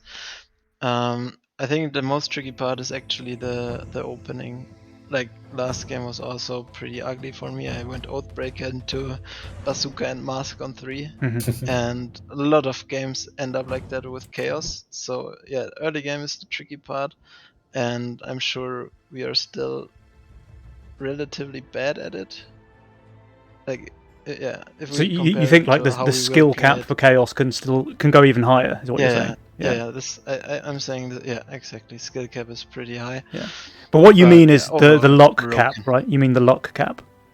Yeah. Yeah. Just needed to clarify that. Of course, there's 0 skill involved in chaos. As Oh, no.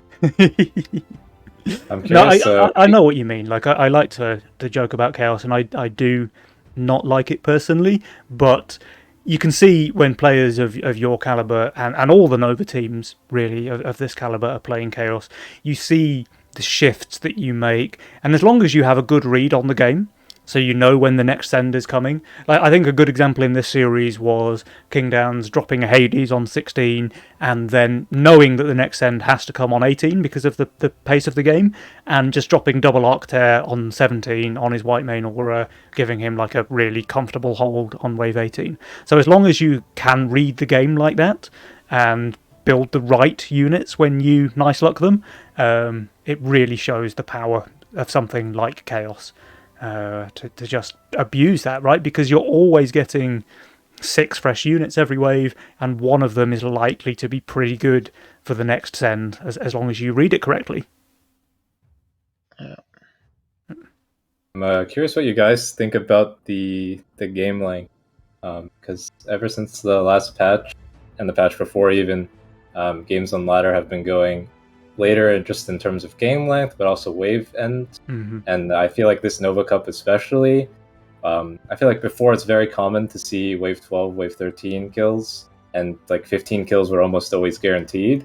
But now we're seeing a lot of like 16, 18, 19, even some 21. Yeah, you guys were in a Wave 21 game yesterday, right? Yeah. Are you guys fans of it? The final series? How do... sorry, I'm tired. Well, it happened because they nerfed Overbuild and Starve, right? Kappa. Kappa. Yeah, Overbuild and Starve is still very strong. And in fact, that is my question to you. That's my question to you guys, because from a lot of your games, you've been employing what I like to call the dark tech, the forbidden secrets, the zero push. You get a send on like a mid-game wave, like wave 14 or 15 or something, and you push 0 workers. And then you shift. So on the next wave after the send, you both shift like 500 gold each. And then your opponent reads that, they say, oh, Kingdowns didn't build, Widdowson didn't build, quick, let's send here on wave 17. But oh no, you both add 1,000 value, and all of a sudden, instead of like being weak, you're just plus 500 value each. You easily hold, then you push workers, and then you have a massive pressure lead for whenever you want to send. If that's the wave after, or a couple of waves after, you really dictate the pace of the game. Do you think... Like, how do you counter something like that? Do you just have to read it correctly and do the same thing yourself, or what do you guys think? I mean, the best counter would be to, like, instead of pushing no workers, to push like a couple of workers, and then just go for a long save as well. Right. But at the same time, like, it's kind of a gamble, because if we did full push, then it's still hard for you to hold the next send. Mm-hmm. But I think the best way to counter it is to push like 2 or 3 workers and then go for a long save anyways, because then you will be ahead. Okay, let me just take some notes here, because I think what you really want to do in this situation is you just want to stream snipe and know exactly what the opponent is doing, so you can yeah. You just need the second monitor tech to defeat the forbidden tech. But also needs to skip 5 minutes ahead in the stream. Go ahead, Widdowson. I also think that. If you're unsure what to do, then you're better on the safe side with no push. And I think, for example, first game, Drachia was a bit mad about Chaos, but I think they had to be mad at their own shot calling in that game, because they win the game if they play for 19. Yeah, I thought so. I'm APS Doomsday, and really strong. King is Chaos, but Chaos will always, or most of the time, league on 19, because you kind of have to build a lot of 18 units that are not that strong on 19. And Drachia had no weak waves. Drachia had picks, Starcallers, so he's strong on 18 and he's holding 19 as well, very likely. So if they just do no push and go 19 with us, they win the game. I think they kind of tunneled on trying to break you and their pyros, but their builds were just so insane, both of them, that they could just also overbuild and starve. Yeah. It looks like Drachia held the 1200 cent on 18. So it was just loose being full on Sui that sealed the deal for the game. Yeah, for sure, he did really good on it. Yeah. All right, well, I guess this really is the month of Forbidden Tech and Chaos. Just proving its worth, the zero worky, the late game chaos abuse. This really is the October Nova Cup in a nutshell. But all being said, you guys played phenomenally well and very well deserved win here this month. So very, very well played to you guys. I think it's probably about time to wrap up the stream. So thank you very much to Kingdowns and Widdowson for joining us in the winners interview, and of course just massive congratulations to you guys. You played extremely well on day 2. I don't know about day 1. Just get that little jab in there. Very well played day 2, indeed. Yeah, very well played on. Thank you. on day 2. And I would really have loved to see one of the underdogs in the grand finals. I just got to give another shout out actually to Dark Quacker, Mr. Slickins, Eidetic and Atrocity, because these guys are newcomers essentially. Like, I know Slickins and Quacker have won D2 before, but it's their debut in Division 1, and Eidetic and Atrocity have never played before. I think Eidetic maybe, but Atrocity hasn't played a tournament, and they just played way beyond my expectations. Those guys, like, both dominating their brackets on day 1, and just really well played, and I hope to see more of those guys in the future. Maybe they'll be giving you guys a run for your money if they play again next month. We'll have to see. Yeah, they are really good. I agree. Yeah. Even today, right, the semi-final, like, you won 2-0, but the games were really close, right? Like, game 1, you had 7% King HP remaining in that race. Game 2, I think... it was the weirdest Sui. Yeah, like, you were Sui. They didn't read the Sui because you still held 18 with 4k value. And then they barely died on 19, right? Like, they died with 1 creep alive in the mid. So, and you would have lost on 20, right? Like, if they survived there with 1 HP on the king, you guys lose on 20. Do a couple of king upgrades and they live. Yeah. Or even just build for 19, right? I seem to remember that game, Eidetic build Iron Scales on 19, and Atrocity built Fatalizers. Yeah. So, like, if they read it correctly and build for the wave, they win the game. If they send 19, they win the game. If they do a couple of king upgrades, they win the game. Like, you know, it was a 2-0, but you can't get closer than that in both of those games. So, you know, I hope those guys try again next month. Those are the losses where you really bite yourself in the ass afterwards, and you're mad at yourself, but you're learning from it. They will surely look at my value the next time. Yeah. They're going to have their calculator out. Let's keep eyes on Widdowson's value. Does he build? We've got to do this right. You know, they've got to be proud of their performance. They didn't make it to the finals, but they really exceeded expectations, I think, from both teams, from Quacker Slickins and from Eidetic Atrocity.